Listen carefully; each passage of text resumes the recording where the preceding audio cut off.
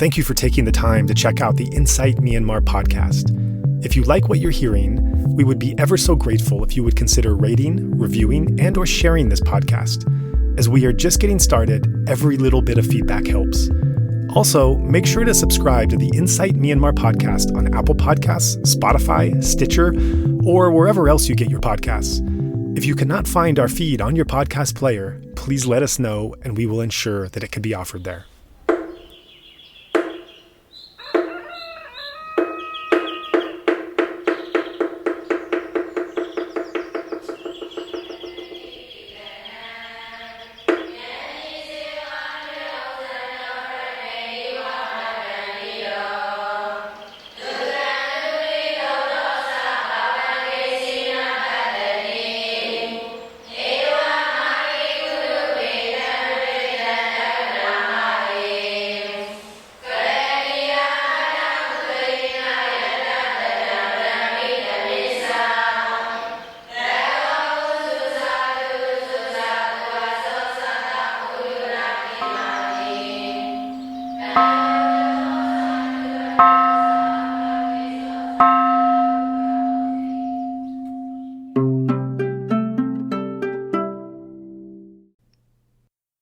So straight up, let me just say I'm not the kind of person who typically browses Instagram feeds in my spare time.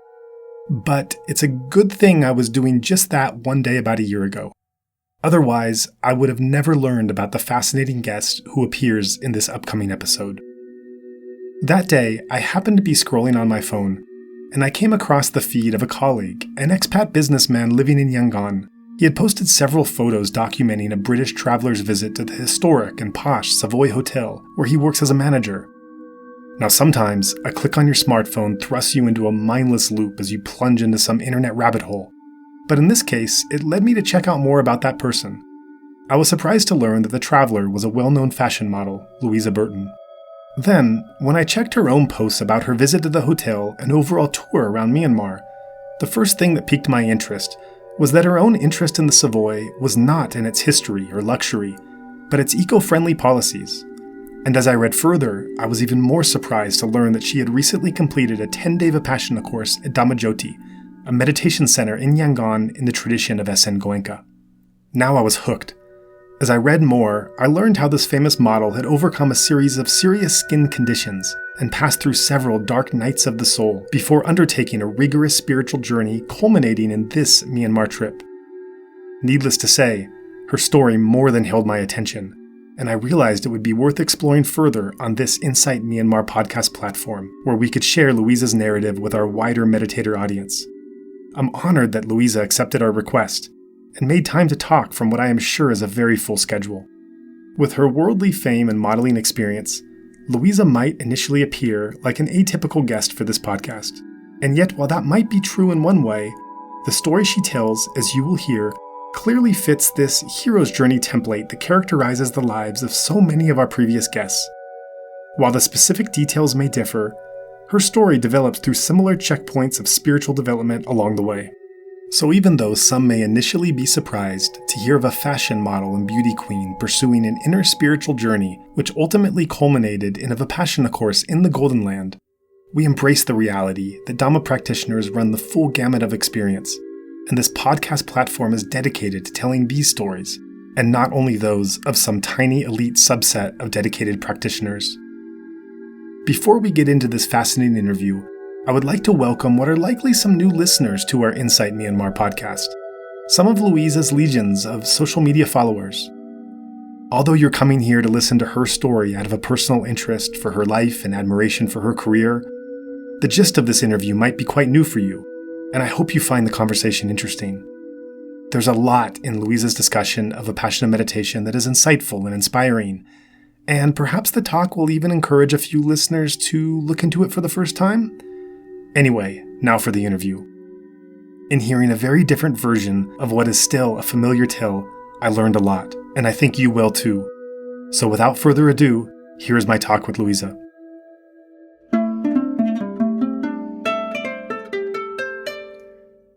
Today, I'm talking with well-known international fashion model Luissa Burton.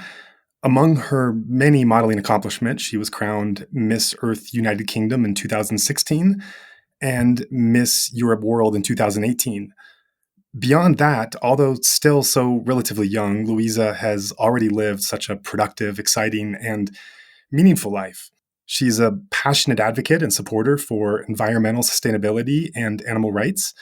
And if that wasn't enough, she's also a world traveler, a humanitarian, documentarian, and mountain climber. So many of our listeners might wonder why this podcast that centers around meditation practice in Burma, or Myanmar as it's officially known, has invited an acclaimed fashion model as a guest. But many who know of her professional fame and other endeavors may not know that she's also a passionate meditator who traveled around Burma, the country widely regarded today as the origin of the modern mindfulness movement. So, Luissa, I'm delighted and honored you accepted my invitation to sit for an interview amid your extremely busy schedule. I'm really looking forward to what follows. Thank you so much. I'm really, really excited to be here, and I'm looking forward to chatting with you some more. Yeah, great. So, for my first question, I'd like to begin at the beginning and talk about the events that precipitated your spiritual journey. From an early age, you had a life on the runway, behind cameras, on photo shoots. At just 10 years old, you won a Ralph Lauren child modeling contest in London, leading to being signed with the Ford modeling agency when you were 14. You went on to work with Dwayne "The Rock" Johnson on the HBO show Ballers. You did a music video, Celebrate, with the rapper Wiz Khalifa, worked with the Miami Dolphins. Probably a lot more in addition that I'm missing here, but what I'm curious about is how those early experiences shaped you. Were you able to take this monumental early success in stride, or was it challenging to integrate a very unusual lifestyle when you were still young and finding your way in the world? Yes. Well, thank you so much for your kind words, and yeah. So it's been a very interesting journey, really. So when I was younger, I never really thought about becoming a model. That I actually wanted to be a singer, Mm-hmm. until I kind of realized that probably wasn't going to be my future career path. And so I got scouted at a convention. Actually, it was called the Clothes Show in England, and then from there things just kind of started building. But the interesting thing is I have two skin conditions. So as you can imagine, modeling is an industry that is based on perfection. Mm-hmm. And I have eczema and psoriasis, Mm-hmm. and those at times can cover my entire body and face. So I had this extra layer of kind of struggle or battle, so to speak, while I was going through my modeling career and going to castings.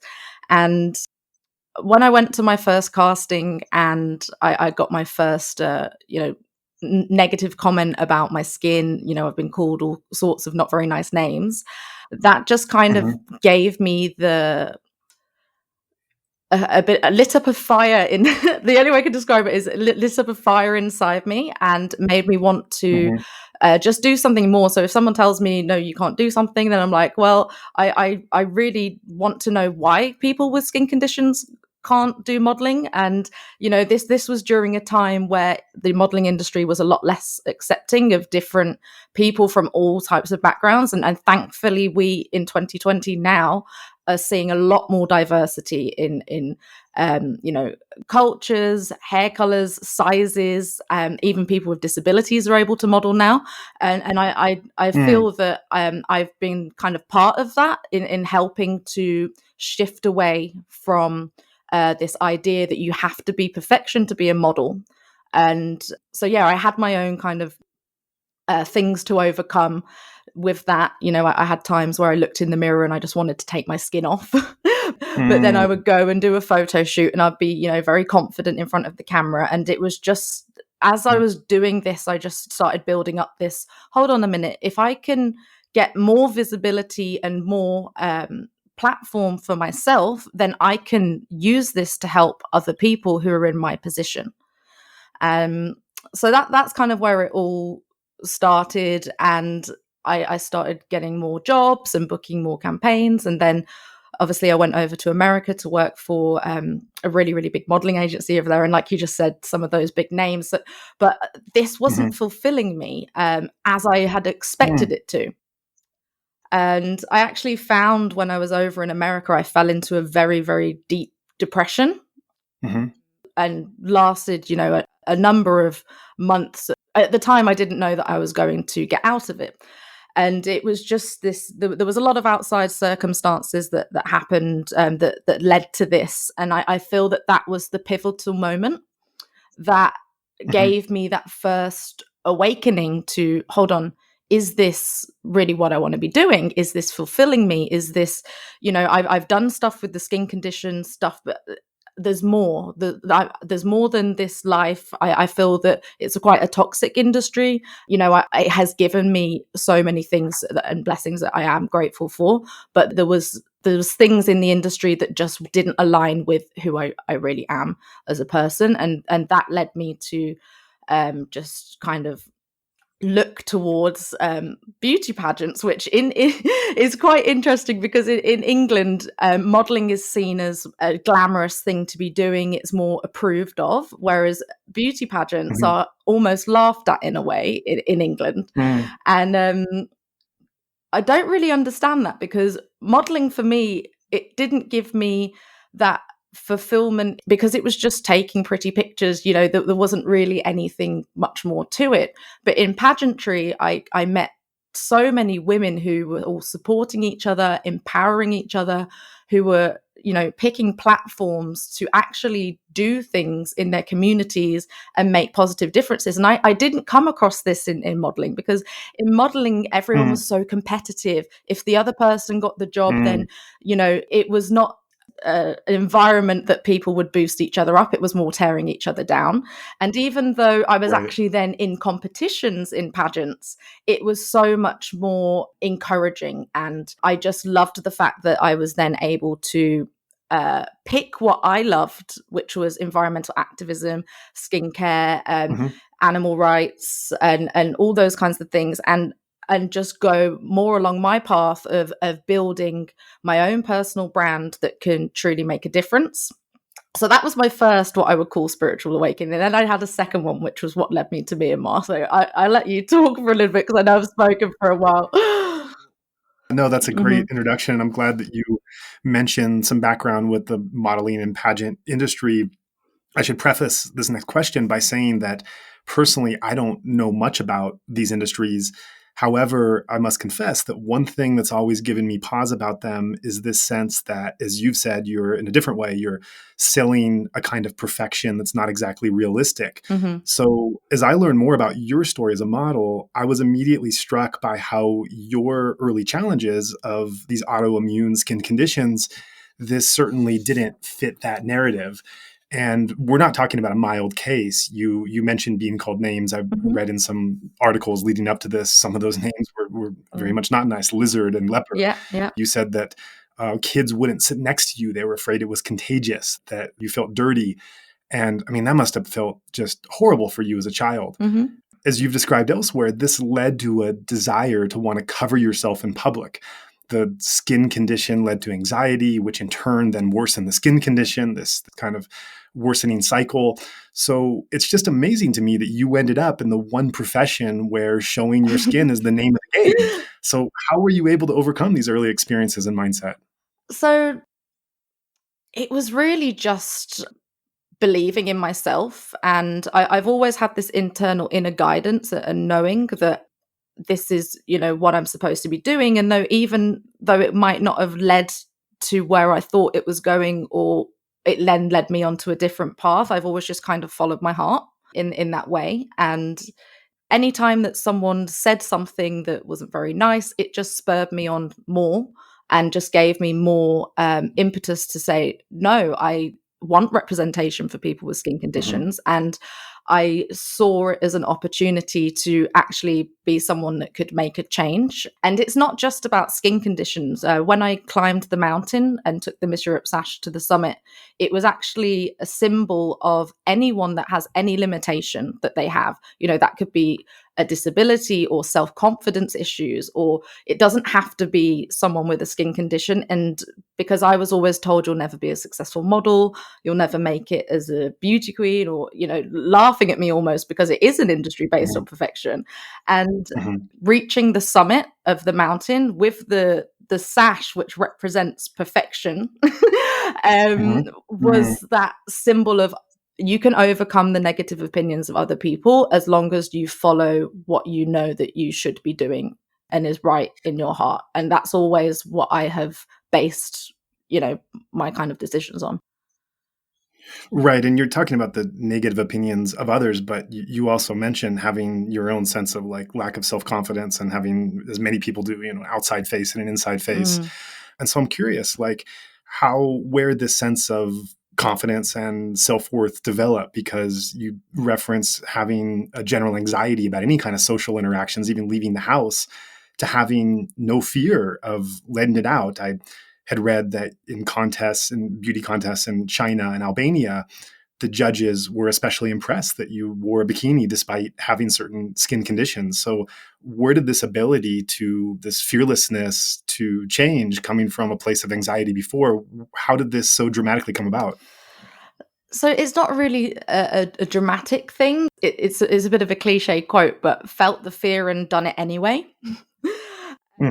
So, every time that I had to step out, or in a way you have to kind of put on a face, like every time you go onto the stage, you're performing, it's a show. When you go out on and do a catwalk, it's a show, but you just have to talk to yourself beforehand and just kind of breathe belief into yourself continuously and choose that over fear every single time. And eventually you start to get better at it. Like I never just woke up and had self-confidence, had self-belief one day. That didn't happen. It was a continual making choices that were going to move me in the direction of what I want, until I got better at loving myself. That's the only way I can describe it, and still I have suffered with anxiety, I have suffered with depression, and those definitely have impact on my skin conditions. So when there are external circumstances that, make me stressed, then my skin conditions come up more. And this is also why meditation has been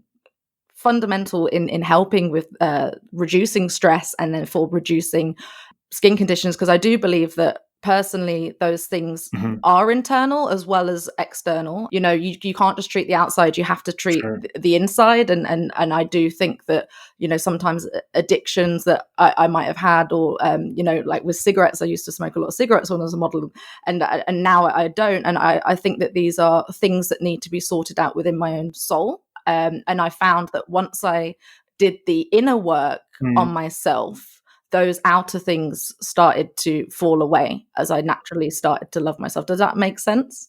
Oh yeah, it absolutely does. And that's be exploring that inner journey more as we go along here. This inner journey of this newfound confidence, the inner leading to the outer, that did lead to a number of contracts. And I'd like to think this says something about the values of the modeling industry in the 21st century. And on this note, you've said previously, quote, "I'm passionate about not letting your skin conditions hold you back and reaching for your dreams. If I can find success in an industry that is solely based on how you look, I want to be able to help other women with skin conditions find confidence in their own lives too," end quote. So that's really inspiring. And it's neat to see someone using the platform like you have to promote such wholesome messages to young people these days. Thank you. So you're attempting to bring this belief system to the industry at large. And I guess I'm wondering how that's going overall in the fashion or modeling industry. Yeah. And, it's not just for the fashion and modeling industry. I've learned a lot of lessons going through this journey that I signed up for. And as I learned these things, I realized that this can be applied to a wider audience as well. Because so I started coaching. I went and got an accreditation because I wanted to move away from the modeling stuff and the pageantry, because once I won Miss Europe, I thought, how can I now take everything that I've learned and help more people? Mhm. So I started training in speaking so that I can start sharing my story effectively, because I do believe that if we are able to share the problems and things that we've overcome or our traumas, then that helps other people to step out of their darkness and into their light. Sure, and that's one of the points of this conversation now. Yeah, exactly. And they can look at me and think, okay, so she's managed to overcome these things, and it some people who might not have anyone to talk to, it might give them some hope. And I remember seeing people who shared their stories and Mhm. their vulnerability, Mhm. and that is where your value lies. And so I've started this kind of movement, hashtag role models, which is just helping people to understand that every single person is a role model. You don't have to, have a title for that. You don't have to be Miss Europe, or you don't have to be a doctor or a lawyer. Everyone has influence in their community. So I'm changing the meaning of the word influencer, because I do Mhm. laugh sometimes when people are like, "Oh, are you an influencer?" I'm Mhm. like, "Well, I do post pictures on Instagram, but I wouldn't call myself an influencer. But I do influence, I guess. But you are an influencer too." And they're like, "Really? But I don't, Mhm. And I'm like, "Well, no, you are, because think about it.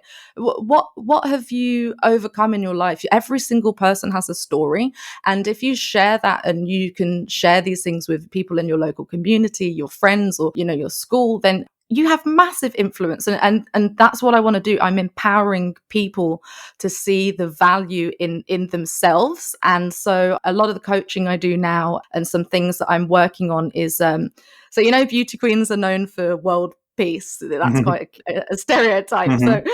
in my kind of branding, I guess I'm calling it self peace, Mhm. like a Mm. form of self peace coaching, because there's a lot of people out there who are talking about self love, etc. But for me, anytime I went through those really dark nights of the soul, and I had that inner turmoil, and you can feel it in your stomach, in your belly, that kind of unrest. I Mhm. don't know if have you ever experienced Of this? course, sure, yeah. Yeah.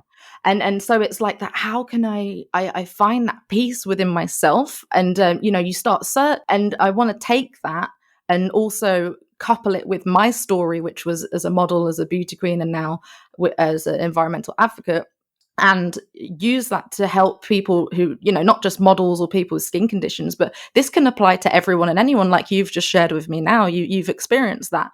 And so, I know that this is my purpose, and I know that all of these things happened for a reason. And yeah, I wouldn't be sat here today talking with you had they not. So I'm grateful for them.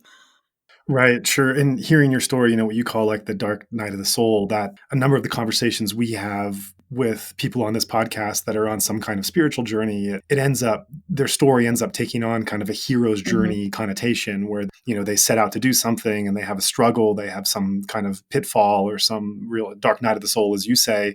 And then through that pain and suffering and vulnerability, find, in our case, often some liberating teachings of the Buddha, the practice of meditation and integrated in their own way. And those journeys take a lot of different forms. I mean, we've talked to meditation teachers and lifelong monks and nuns and others. And so the shape that particular journey is taking is specific to the individual that we're talking to, but there are certain kind of checkpoints along the way. And I think one of those checkpoints certainly is that moment when you do have those dark nights of the soul where you don't know what you're going to do next. And in that darkness and vulnerability can sometimes arise a certain sense of purpose or drive that one wouldn't necessarily normally have when caught up in the flow of worldly and material things.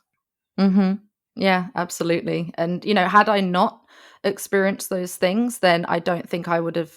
I needed that pain Mm, to help me shift myself from model, mm, then to beauty queen, and then again now, because I wouldn't have had that evolution. And so the pain is what I'm mm, actually the most grateful mm, for, those moments, because I wouldn't have gotten to this point otherwise. right. Yeah, that's interesting. So, getting to what you said about being an online influencer, and for any listeners who don't know, it's a term that refers to people with a large social media following and are able to promote products or ideas quickly and efficiently. So, your many followers on the various platforms that would definitely put you in that category. And you've tried to use the word a different way, as you describe now. And elsewhere, you also said, "quote, being an influencer is when you are able to provide value to a life or a cause and produce results. You do not have to have Mhm. influence because 20,000 people liked one photo. True influence comes from what you do and the example you set. Change is created from the consistency of your words and actions, and as a result, others will rise up to the challenge to join you. Mhm. I want to shift the way we view what authentic influence is and inspire the world to do the same, end quote. So that really goes against the social media grain where people evaluate success, by the number of clicks or likes they get on a certain kind of platform. And you've enacted this belief in your personal brand, and you've tried to use this awesome power of the internet for good. So how has that mission been going? It's going really well. Whenever I speak with people about it, that they say, yeah, actually, that's true. Why are we, you meet someone and the first thing that they ask you is, oh, what's your Instagram, so they can, check out Mm-hmm. what your followings are, and it's just not, I don't know, it doesn't sit right with me. And okay, yes, I know that I have followings on these things, Mm-hmm. but I'm living in a world that is the Mm-hmm. case. And again, like with the modeling industry and the skin conditions, it is something that I would like to change. And I had a 16-year-old girl actually message me a few months ago, and she said, how can I share and get my following up Mm-hmm. on social media?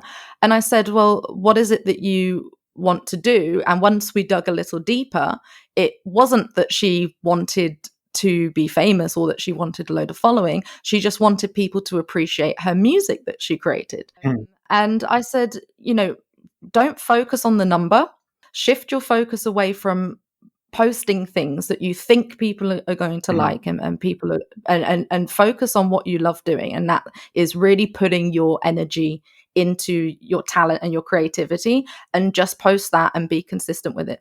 And then you will find that you will attract the right people, and they will, be people that are interested, and they'll start sharing it with other people. And I just said, just focus on that. Forget about a number. You're young. You have a long time, to Mm-hmm. develop yourself. And it does make me sad that I guess that's what people are basing themselves on now. Like, you get a lot of young people, and they see, oh, that's what I need to be. I need to have this number to be worthy. And it's such a shame. And it's like in the modeling industry as well. I had to have a certain waist measurement to be Mm-hmm. correct, if and what I love now about being myself is, if I do accept a modeling shoot, you know it doesn't matter about what my waist measurement is. I used to, Mm-hmm. it was terrible. Sometimes I would sleep in a corset, and I wouldn't eat or drink anything before I went into the agency Mm-hmm. to, make sure I had a certain waist measurement. And when I look back at this, it's ludicrous to me, because that's self-abuse Mm-hmm. to your own body. And we're encouraging people to base their worth on numerical values in so many different ways. And yeah, I just want to kind of lead that movement away from focus on service, focus on your creativity, and don't focus so much on the number. Right. And it seems that when you're the modeling shoots you're doing now, that you're really doing it on your own terms and according to your values. And some of these concerns and values, they arose on your journey to Myanmar and meditation, which we'll get to, but to set the scene to what led you to want to go to Myanmar and start up a Vipassana meditation practice. You early on had a concern about environmental issues. You saw that there was this wanton unsustainability in the fashion industry. There's these heavy doses of chemicals in skin products, fur, hide, feathers, etc. So this inspired in you this interest in seeking out non-toxic products, alternative spiritual healing methods, which we'll get to in a moment, and a general concern for animal welfare. So from what I understand, you now insist when you do shoots that you'll only use non-toxic, vegan, cruelty-free beauty products on photo shoots, and sometimes even wear recycled or organic Mhm. attire. So I really admire the stand you're taking, and I'm curious, how has it been received by the industry or by other models? Well, thank you. Yeah, so it's definitely been a process. So, in my earlier days, I call it, I was less conscious just about general things. So, I would have leather handbags, and you might see pictures from, 10 years ago or whatever, or, not even as long ago as that, where I might have a handbag and it might be a leather bag. And, I got rid of them, I sold them. And then I used to eat meat. I used to eat, all kinds of, meat that you can get in the supermarket. And now it was a general process, and just waking up to Mhm. environmental issues and learning. And again, when I first started using makeup, I never looked, Mhm. is this cruelty free? I never looked at what is in this. And as I got into the modeling industry, and the first thing was when I got asked to use furs, and that was something that I always was completely against. There was no way that I was going to be using furs. And bear in mind, I was 14 when I started modeling, so I was quite young. And then as I started continuing in the industry, that's when I started to notice the waste that was happening in terms of the clothing. Like, the clothing industry is the second biggest polluter to the planet.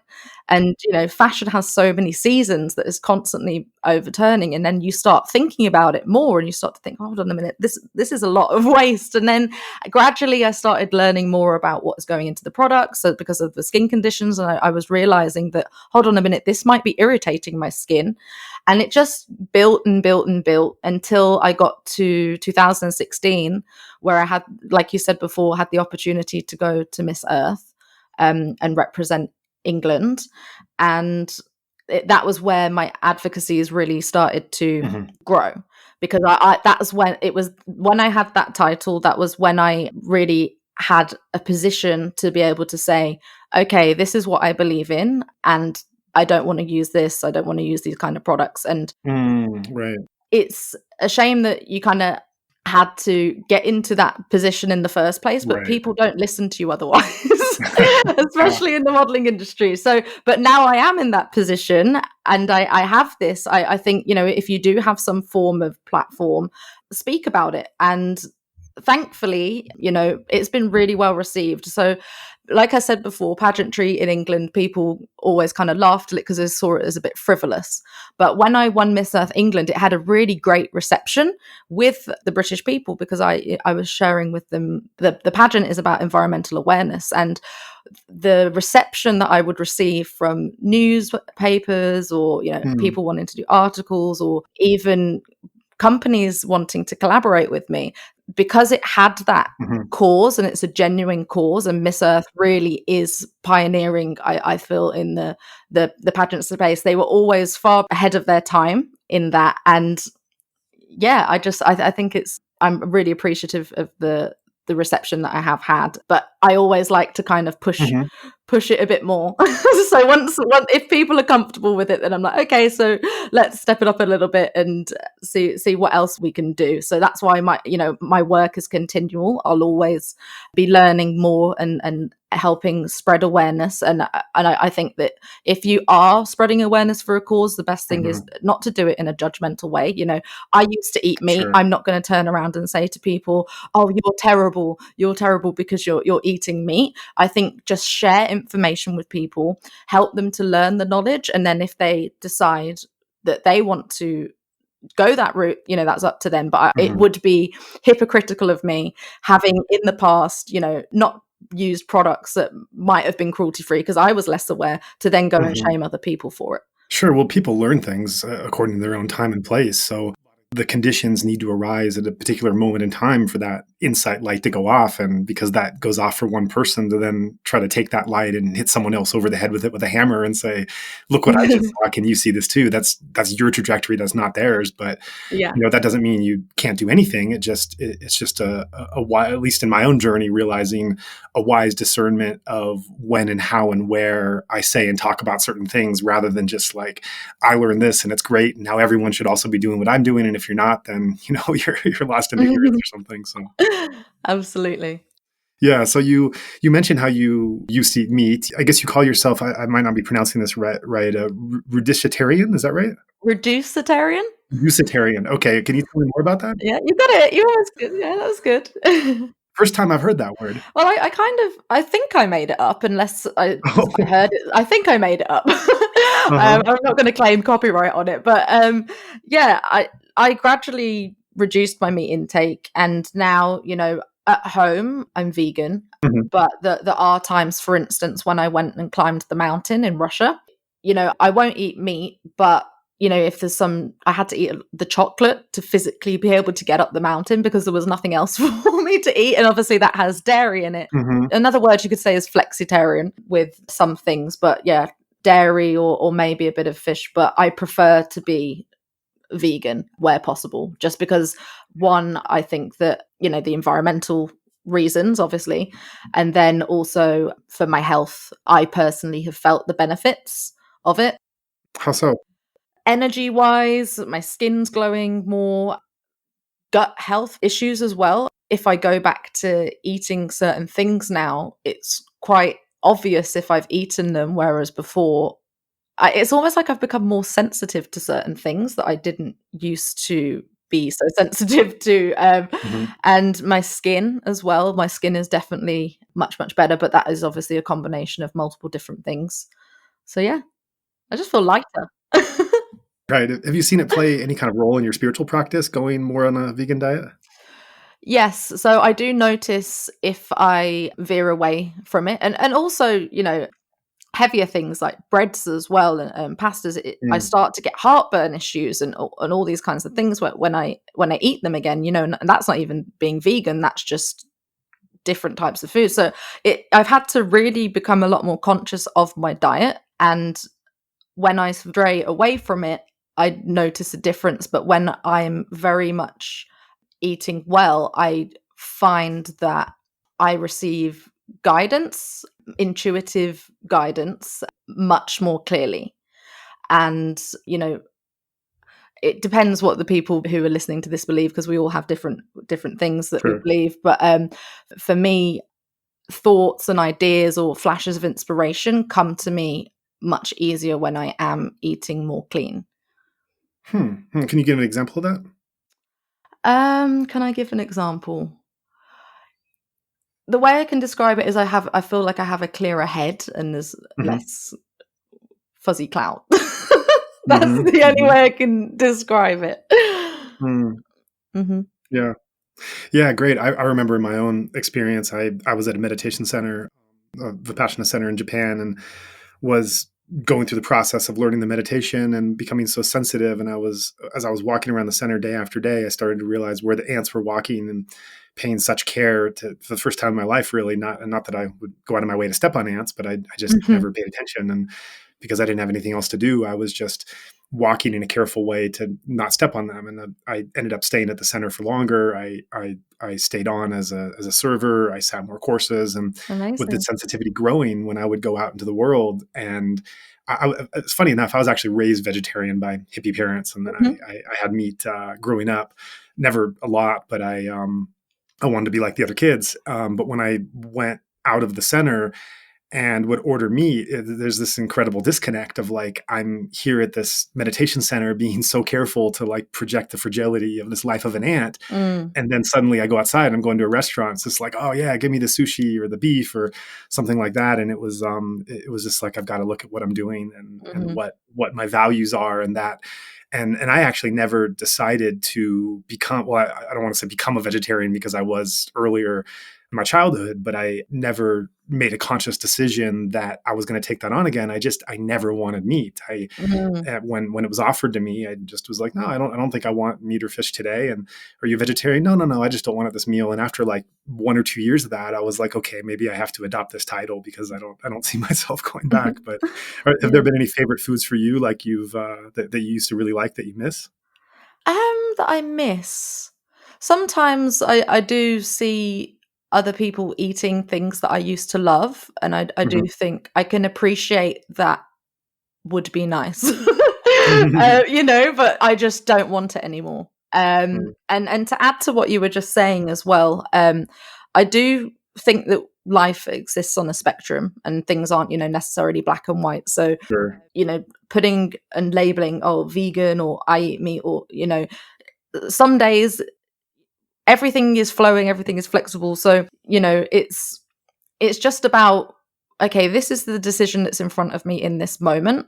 I can make a conscious choice to do something that I know is going to make me feel better, because personally those things make me feel better, and I feel better when I'm eating a certain way. Or I can, choose differently, and there's no right or wrong, but it's just making those decisions every time that you're presented with them. And personally, things are brighter for me. Colors are Mhm. much brighter. I Hmm. actually get quite bright light sensitivity now as well, and Hmm. also my hearing, and I feel a lot more sensitive to pain. Huh. So, for instance, if I see meat, I don't have, if someone wants to eat meat next to me at dinner, you know, I don't have a problem with that, but I can feel pain almost just from looking at it. And also I found myself, this is not on a meat topic, but a lot more sensitive to violence in movies, television shows, and also I don't watch the news now either. I was in a cab not long ago, and I actually asked the driver to switch it off because it just started to, I can't listen to these things. You know, I mean, I can if it's important, but I prefer not to because I feel the pain almost. Right.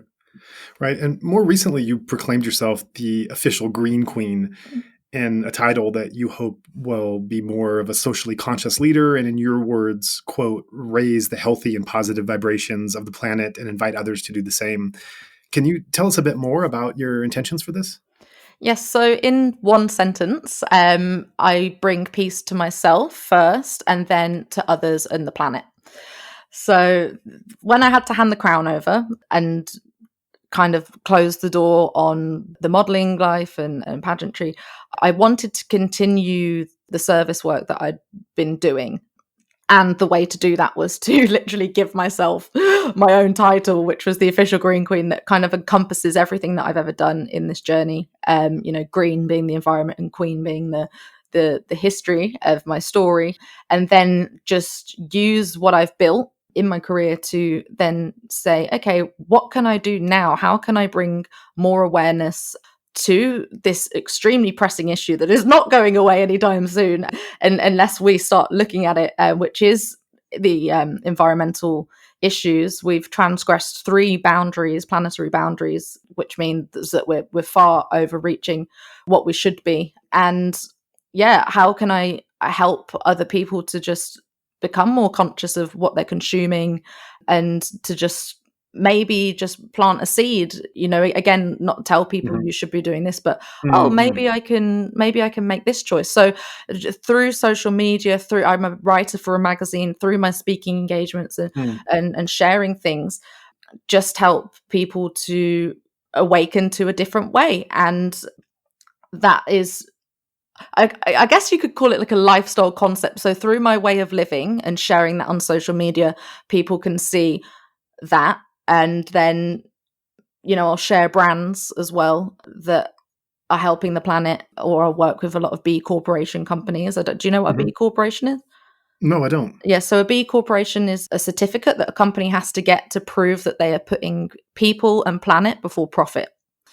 And so a lot of companies now are getting certified, and it's a very, very rigorous testing program.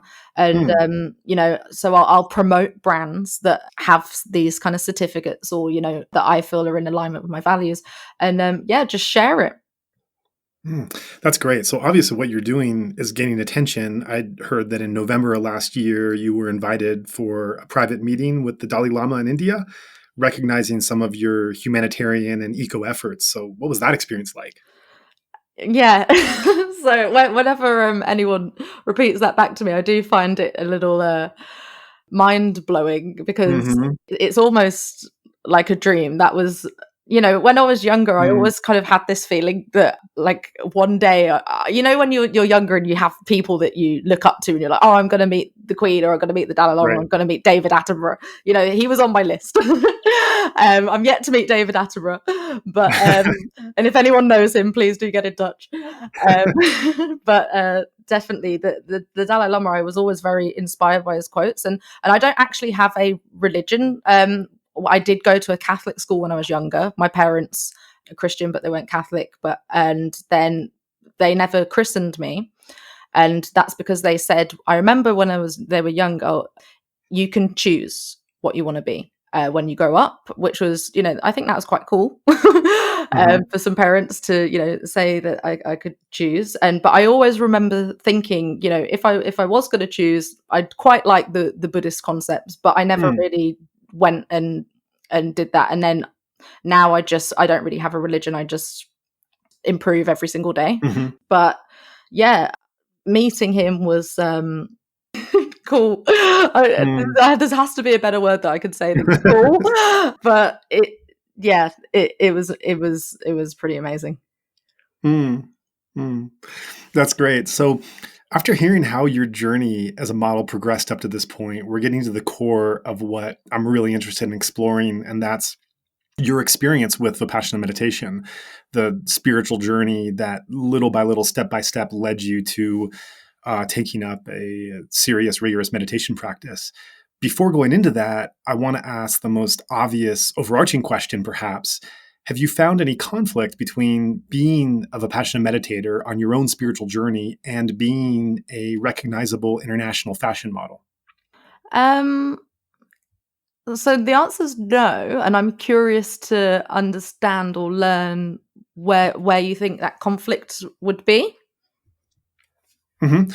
There might not be conflict. It was Mhm. more of just a question if there was. I guess again, this is coming from someone completely outside the industry who hasn't had many experiences and maybe has some biases with it that you're definitely speaking to in this conversation. But like as we've talked about the kind of perfections of the industry or the certain kind of images to put out there, which sometimes might veer towards the artificial or towards the ideal, and the inner journey of a meditator being an exploration of what is in whatever form it is. And Mhm. so if you have found like any contrast or conflict between those experiences, and perhaps if not, then that's also equally of interest.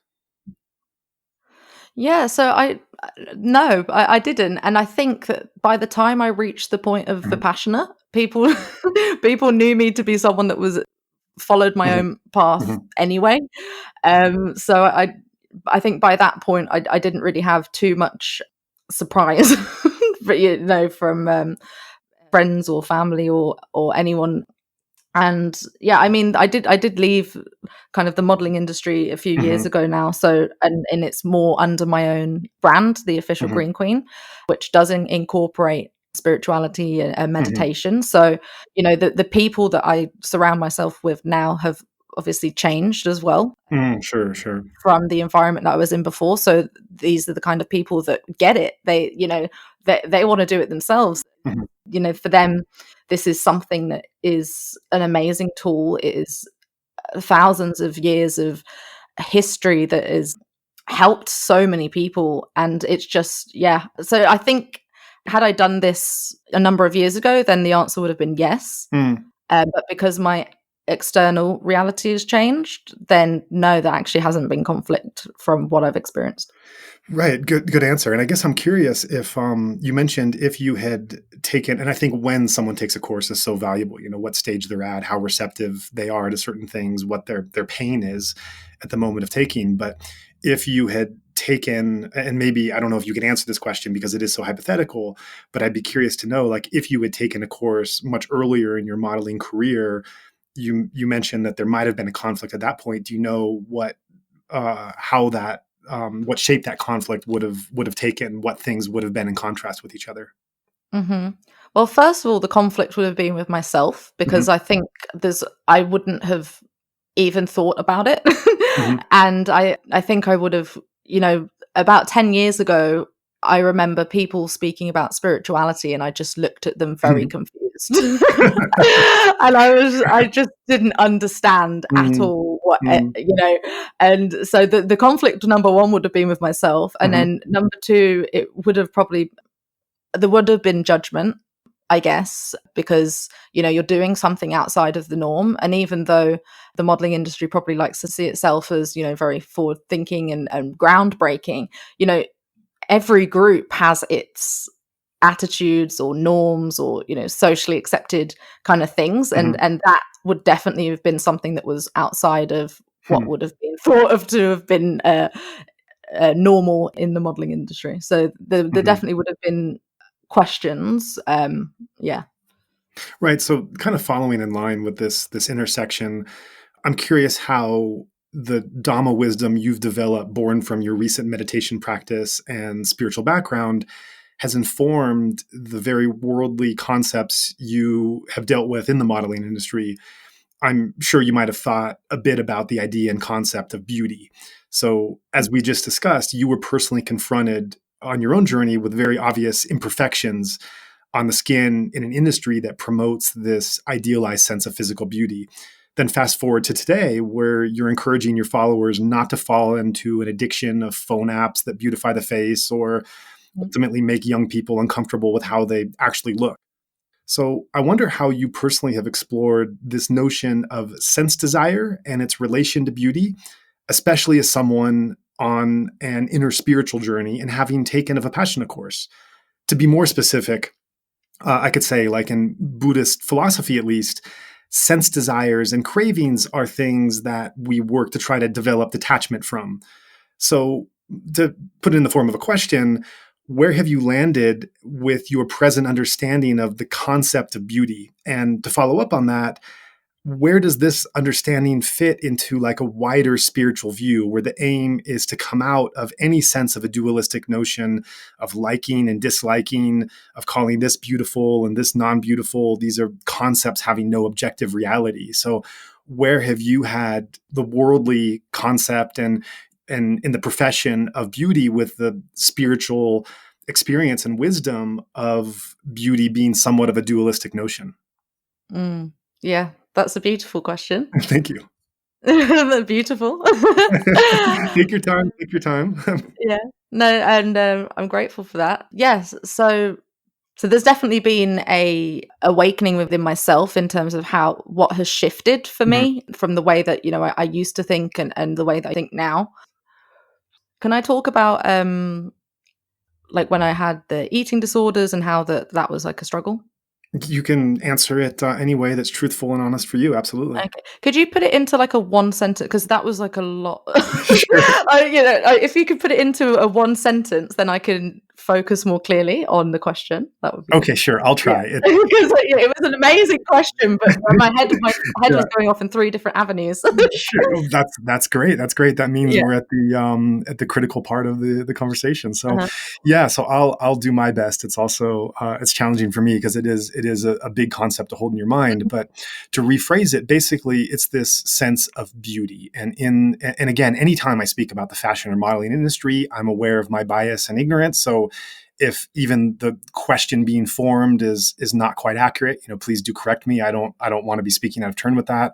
But from an outsider, I see the fashion and beauty industry as having some sense of an objective beauty. I mean, I think in life in general, in the worldly sense, it's everywhere, right? It's the innate to being humans and liking this and disliking that. This is beautiful. This is ugly. This is clean. This is dirty. And going through this sense of craving and aversion, liking and disliking, beautiful and ugly.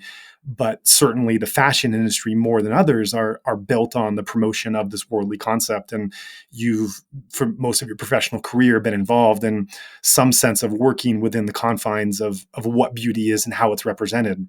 Mm-hmm. And this being contrasted with a Buddhist sense and Buddhist philosophy that we're trying to get out of any sense of a dualistic notion of liking or disliking, saying this is beautiful, this is ugly. So if I were to boil that down to one simple question, where do you land on what the concept of beauty is now? How do you, looking at it from this worldly professional sense and from a Buddhist sense of coming away from sense desire, what inner journey have you gone through? And you might still be in that journey. So it's not looking for like a succinct answer of that we're all going to understand, but where have you been along that journey in trying to understand and conceptualize how to understand what beauty is according to these different ways of looking at it? I don't know if that helps you or makes it worse. Yes. Yeah. No, that helps. So it was about getting comfortable with myself first and not picking likes and dislikes on myself to begin with, because, in the modeling industry, you're critiqued a lot about, this isn't good enough, that isn't good enough. And I remember I used to look in the mirror and be like, oh, this or that, and then it's just, hold on a minute.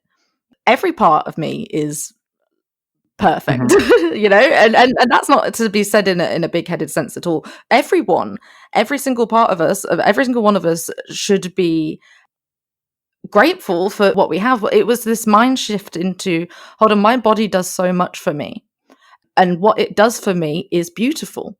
So that kind of helped me to release this picking little parts of picking myself apart when I look in the mirror about, this bit isn't good or that bit isn't good. And then it was taking that and then applying that to, other people, because we've all in the past and at times can catch ourselves making judgments, about people. Like when people first see you, they always say, oh, first impression counts, and and so that people encourage you to like make a good first impression, whatever that, what does that even mean? Like you're just yourself, no? And so it's just taking that and just applying that and just understanding that there's beauty in every single person and in everything. And you can see this in the modeling industry, this shift from how it used to be very just, tall, skinny, white blondes. And you can see that as we're growing, and I developed that in myself, and collectively that you can see that shift in the modeling industry happening too. Like, I don't know if you've seen Rihanna recently, her show. She included transgender models, plus size models, people of all different shapes, sizes, everything you could imagine. And Victoria's Secret had said a few years ago, oh, we don't want to include diverse models or people with disabilities because it ruins the fantasy. Oh, interesting. But Rihanna's show, it had a picture of people from all different backgrounds, and it just got rave reviews, and it says that is the fantasy, and everyone was in underwear, and it was such a powerful picture, and Rihanna was stood in the middle. And also, do you know who Harry Styles is? Yeah. From One Direction, yeah. So recently he was pictured on the cover of Vogue in a female dress, and inside as well there was a full kind of spread with him in female clothing, but like, kind of made fashionable and etc. And there was a huge outcry. Well, there was a polarity. There was people who were saying, oh, this is great, and there was people who were an outcry, oh, that isn't masculine, where did all the men go, and I think it's great. And maybe if I'd have seen that shoot 10 years ago, I might have thought, oh, like, why is he wearing a dress? But now I kind of see it as, well, why not? Why just wear the dress? So I can definitely see a mindset shift within myself from how I might have thought about certain things. And through, Vipassana and this journey, I can see in myself how I think differently or respond or react differently to the exact same things.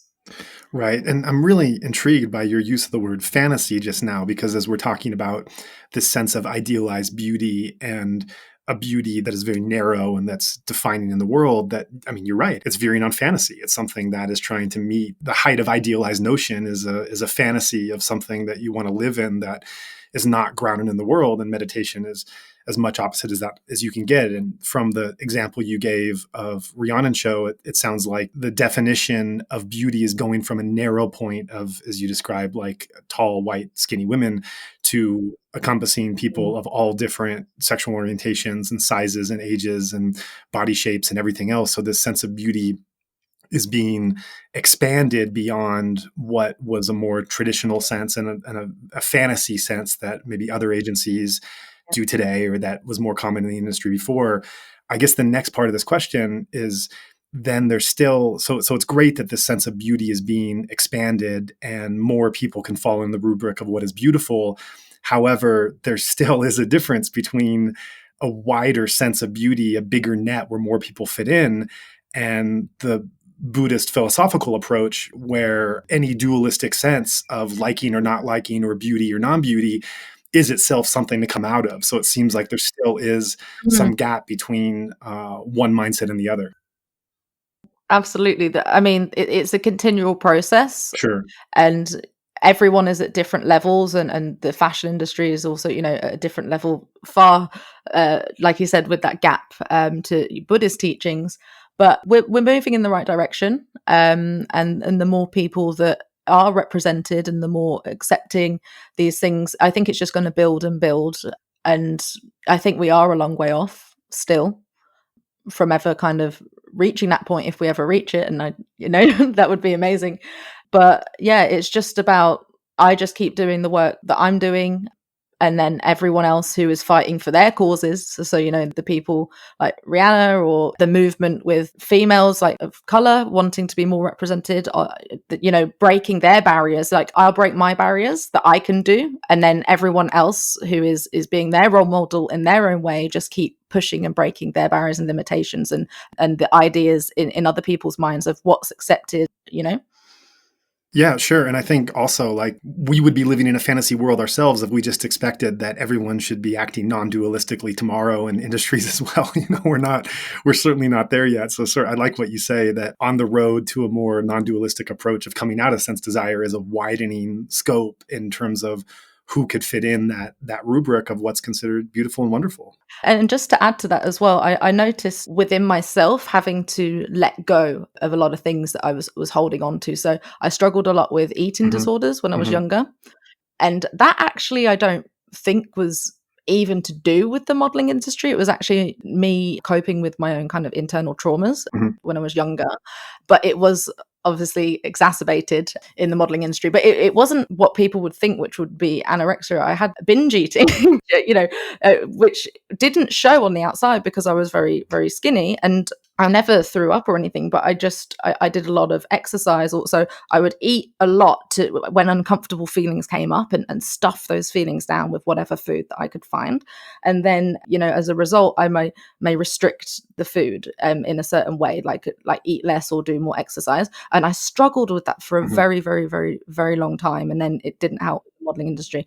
And also trying to be a certain number for the agency, etc. And that was a very long cycle Hmm. that I had to try and break free from. And it only took me until, a few years ago where I released that from myself.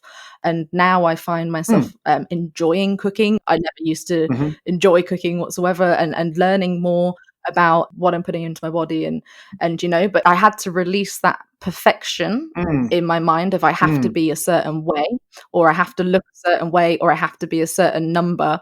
And once that went, it was like a whole Oh. weight lifted from my shoulders. And I was like, wow, I don't have to, Hmm. I'm striving to be something always. When I attained that Hmm. or that number, it was never good enough.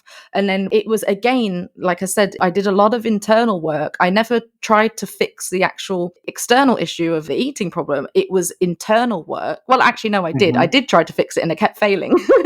But it was when I then did the internal work of what was going on within myself, then again, that fell away, and it just kind of, Hmm.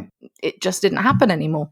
Right. That's great. So just these concepts again of like perfection and a sense of fantasy, a sense of trying to fit into Mm. some objective standing and going through an inner journey that is able to let go of that need or of those judgments. And that's ultimately, I assume, what led to your trip to Burma and your meditation experience there, which is where I learned of you. Mm. You took a 10-day meditation course at Dhamma is the name of the center. That's a meditation center in the tradition of S.N. Goenka. And what I found quite surprising was that this was actually your first experience of Buddhist meditation. The reason I found that surprising was that many foreigner meditators that I know of will take courses in other places around the world, and then they'll go to Burma to deepen their practice. It's kind of this origin where the technique came from. Mm. But as you told me before the interview, you felt called to come to Myanmar. Mhm. There were long waiting lists at the English Vipassana Center, and you had this underlying presence and feeling that you just simply had to go to Myanmar. This is where you said you experienced this dark night of the soul. Mhm. And what's even more amazing, you arranged all of this a week before the course began. So it was really something of a spontaneous trip that just brought you there. Can you share more about the experiences that brought you to the Golden Land? Yeah, absolutely. And it's probably would be even more shocking if I told you that I barely even meditated before I went. Hmm. Hmm. You know, So you jumped in the ocean. yeah, so I had done meditation on and off, and I always had this thing Hmm. of, I'd go to a class, or I kept trying, and I Hmm. just could never get into it. I would do 5 minutes, and I Hmm. just couldn't do it. And so this came as quite a big surprise to me Yeah. when, Yeah. That's because I great. was like, hold on a minute, I can't even sit still for 5 minutes and meditate. How? And Right. then this just, I like I said, I went through the second dark night of the soul, and I remembered this conversation that I had in Bali a couple years earlier with someone that had just come off of a Vipassana retreat, and I'd never heard of it at the time, and they were telling me all Hmm. about it, and it sounded very interesting. But then I forgot about it, and I just kind of Hmm. carried on with my life. And then the second set of circumstances happened that really, really caused me to go within and look for answers. And it was in that kind of darkest moments where I just got this kind of, the only way I can describe it is in my ear, Mhm. Vipassana. And I just started thinking about it, and I just I just knew that that's what I needed to do. Mhm. And I didn't know how. I always say the how works itself out. I didn't know how I was going to do this. Mhm. Considering, based on my other meditation performances, but I just knew that I had to do it. And so, like I said, I looked up online, and there was a huge waiting list for England. And I just Mhm. remember thinking, no, I need to do this now. I just needed to do it now. And I couldn't get into England, like I said. And Mm. then I forgot about it again. And then, like with Vipassana, I heard Myanmar.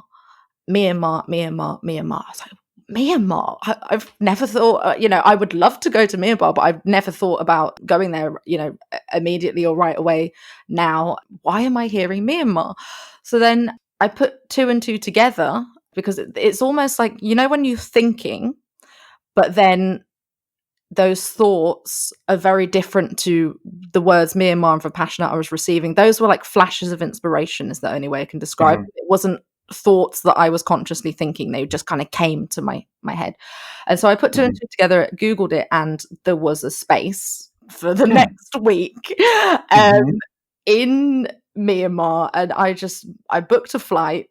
Well, no, Right. I filled out the application first, of course. I got accepted. I had absolutely no idea what I was getting myself into, and I booked a flight, and I just had to go. I went on my own. I said to Wow. my friends and family, I said to my mum, I'm off to Myanmar. I'm going to go sit in silence for 10 days, and she was like, "What?" But Wow. she always supports everything I do. And also, the people that are surrounding me, they just want the best for me, and so I went on my own.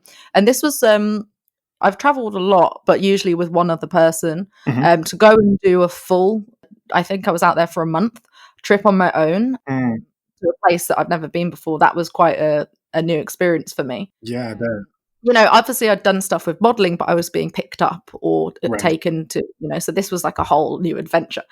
And yeah, I got there. I spent a couple days in Yangon beforehand, and I didn't know anyone that had done it. That person that I met in Bali, I didn't have any contact with them other than Mhm. that, so I had no one to kind of share or hear their experience from. And so Mhm. it was just a kind of, let's just throw myself in and see what Wow. happens. I've been told Yeah. somehow that I need to be here, so let's do it. Yeah. And so now at Dhamma on this course, it's so interesting to think about the contrast in your life circumstances yet again, this unpredictable path taking shape for you. Like you're this international fashion model, or maybe prior fashion model. You've left the industry at Mhm. this point, but you have tens of thousands of followers on social media, and you're now sitting alone in a hot human meditation hall with over 100 Burmese. You referenced that monks are sitting in front of you. You're cut off from all media. And yet, sometimes there could be a plan that seems more exotic or romantic or even doable in the planning stages than when it turns out. Mm. So, what I'm wondering is, once you were actually in that room and reality met expectation, what was that like for you? The reality did hit when I sat in the room at first, where there was quite a number of people in the hall, and as obviously your Mhm. listeners would know, we're split into male and female. And Sure. I just remember looking around thinking, whoa, this all happened so fast. Yeah, How did yeah. I get here? What have I done? I remember I had to hand my phone in. What if I get sick? Like, how can I contact Mhm. anyone? Do people even know where I am? And I remember when I handed in the phone, actually, I actually enjoyed that part, because, always getting notifications and stuff. Right.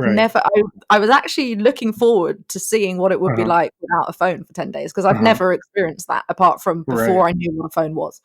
So yeah, Wow. that was Wow. really cool. And then yeah, I just had this monk in front of me in the row in front, and I Mhm. just remember seeing the lady in the robes, and I just thought, wow, I'm really here and I'm really doing this. Mm. Mhm. Yeah. Yeah, right. So, undergoing any kind of arduous or intensive meditation retreat in a foreign country, it's different from doing one at home. So many parts of it are different, like the food, the culture, the language, the climate. I speak from experience because I also started meditating in Asia for years before I went in to do a course in the West. For me, it was Japan, Thailand, and Burma also. I did one of my first courses in Dhamma as well, probably to this day, the hardest course I've ever done. And in writing about your own experience, you commented, quote, "In the first 3 days, I was extremely frustrated. I sat in a room with 100 people who all seemed to be naturally good at sitting like stones and breathing while I could barely sit still or stop my mind from thinking. I would ask the teacher, am I doing this right? And all I got back was, reserve your respiration and continuity is key. I would go back to my pillow on the floor confused, not any wiser, with my mind also screaming at me, why am I here?" I could definitely identify with that. It sounds intense. What else do you remember about getting through that course? Well, so it's similar to what we were talking about earlier with the perfectionism. So that really helps me to let go of that. Perfectionism is a form of self-abuse. And when Oh, nice. Great. and when I kind of had that moment of, wait, I realized that the people that were sat like stones, once we were allowed to speak, but also when we weren't speaking, I was thinking, hold on a minute, these people must have been doing this time and time again. I overheard one lady say this was her 7th time. I've barely meditated. So it's that comparison, it can't exist with joy.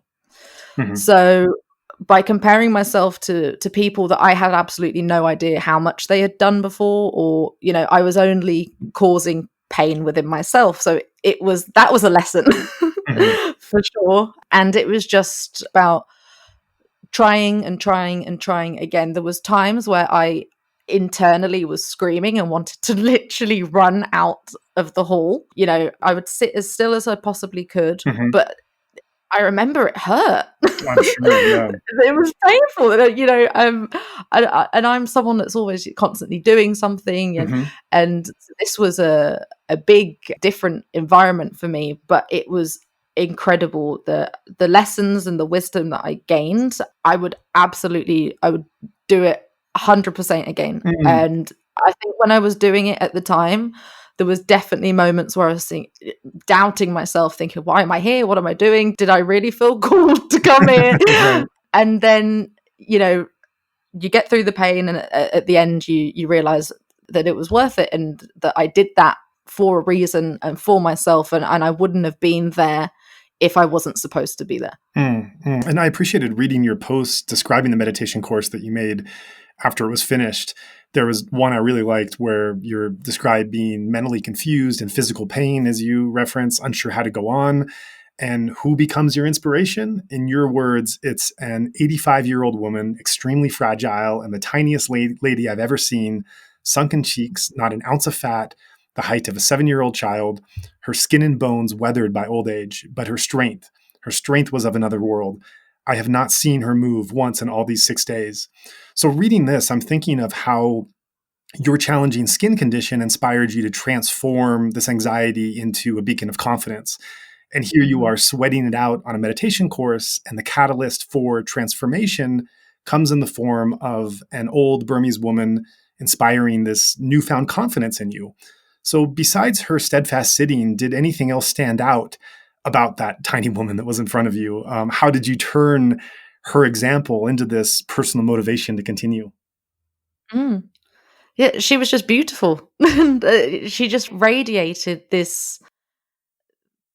I don't even know if I can put it into words. Just the energy, just by looking at her, just compelled me to want to do better. Oh, that's beautiful. That's the only way I could describe it. I was so moved by her. She didn't have to be there. There's a lot of older people that just want to relax at home, but she went, and she's dedicated to her practice, and that means that she's dedicated to her own self-love. And it was just amazing. And I afterwards, when we were allowed to speak, I had a bracelet that I was wearing, and I just offered it to her, because I don't know if she even understood me, but I just said, thank you so much for just being you, and I just gave her my bracelet. I just thought she was so amazing. Yeah. And I think another beautiful part of that story is where you happen to do the course, because one of the reasons we do this podcast and want to explore these stories is we really think that there is something special about the experience of meditating, practicing in Myanmar, and what the Myanmar traditions and people have to offer on a spiritual path. And so here's an example where you want to be at the English Center, you can't, so you come to Burma, and even sitting in 10 days of silence where you're not talking to anyone, just physically being in that place and encountering someone you can't talk to, let alone even look at, is able to offer a sort of inspiration that perhaps would be harder to find at a center in the West or in England, that here you do find a crop of people with their dedication, their sacrifice, their ethical living, their spiritual devotion, are a living example of inspiration into the practice that we as Westerners are trying to assimilate and be on the path of. For me, she was the epitome of the role model. Mm-hmm. How so? Because my whole thing about being a role model is it doesn't matter who you are. You don't have to have been a model, but she was just an example. Mm-hmm. And she set an example to me and also to the other people in the room. And it was very, very inspiring. Right. And she might have set that example, but, kudos for you for having the openness and the receptivity to see a model's influence in front of you, and then to take that in and to have that be the transformation of your own course at that time. Thank you. Yeah. So since taking that Vipassana course at Dhamma, how has that further impacted your spiritual journey in the days and months since the course is finished? Mm-hmm. So when I was at the center and we would have the breaks in the garden, I would always see butterflies. And in the time leading up to that as well, I would see butterflies everywhere. And it was almost like the butterflies I was seeing was similar to the ones that I was seeing before I actually went, even though I've never been to Myanmar. Mm-hmm. And I just remember feeling that was the beginning of where I was really going to start blooming as this butterfly. And then when I came out, that was definitely where I felt, this big transformation of becoming in alignment more with a person that I want to be. And so I do feel that was a very transformational period for me. And I've taken the lessons that I've learned from that, and I just try to consciously integrate it into my everyday life. And I do meditate. I have a meditation practice now. Prior, I didn't, and now I do. I wake up in the morning, I meditate, and that's the first thing I do. And just that transformation alone is great, because I learned the lesson of consistency and also patience and letting go of perfection, and just practice. Just keep practicing and practicing, and I've learned to love it now. What do you love about it? So before, I had a very difficult time being present. I was always very anxious, thinking in the future, or, anxiety and depression. Anxiety is in the future and depression is in the past. So it was all about having difficulty staying present. And I definitely feel that when I'm with people, I'm able to be more present. So it's brought that to me in conversations. I don't hurry and rush so much to respond. I listen more intently with the actual intent to listen, rather than to just then go and share, something that I want to say. And it's just brought lots of positive things. I feel more calm. I don't know if you think of astrology, but I'm an Aries, so that's a fire sign. So I definitely feel a lot more calm. And the health benefits have definitely helped with my skin conditions as well. Oh, that's great. So then once your meditation course was confirmed, you structured the rest of your time in Myanmar planning this eco tour. And your trip itinerary was largely influenced by wanting to see places in Myanmar that were promoting environmental sustainability. You went to the Hill Lodge in Kala, the Amara Ocean Beach Hotel in Napoli, the Strand and Savoy hotels in Yangon. You went to a natural lotus fiber workshop in Inle Lake, as well as the Green Hill Valley Elephant Sanctuary. And you were impressed by electric bikes available throughout Pagan. I did my homework. So you definitely did your homework. That's amazing. So how did this go? What stood out for you? You know what I did better than I did. I'm glad you. That's so It's a country I've been in for about 15 years, so, I'd be remiss if I didn't know all this. And I've been to most of these places too. I know some of the owners as well and some of their histories. But what did you learn about sustainability on this tour? Oh, well, first of all, like I said, I'd never been to Myanmar, so this was just a whole new place to explore. When I went to Inle Lake, I had absolutely no idea that you could make clothes out of lotus fibers. So seeing that, Yeah, it's amazing, huh? amazing, Yeah. the work and the detail that goes into it, and Mhm. actually seeing the production process. And I got Yeah, can you describe that for people who may not know what we're talking about? yeah, so at Indy Lake, they grow lotus flowers in the water, and so they collect these lotus flowers, and then they kind of pull the root, I think it's the root, apart, and these tiny thin fibers stretch out, and they do some magic with this, and Mhm. then they put them in these kind of weaving machines, Mhm. and then they create clothing. So there was a lot of scarves, and it is beautiful what they can create from these lotus flowers. And if we need to learn. The fashion industry needs to learn from Inley Lake. That's Mm. yeah. So that was incredible. And then also when I went to Kalor Hill Lodge, Mhm. I got the opportunity to visit the kind of Nepali community village Mm. and see the gardens with the organic vegetables. And Puri, which was my guide, he teaches the guests every morning on the walk about the nature and the plants. So, there was people from Japan, there was people from Germany, and these people are coming there and they're learning more about, the native land in Myanmar. And I think that is great. And also just they're educating people on organic farming. They have a farm there as well where they're just really amazing in terms of the knowledge that the Puri had.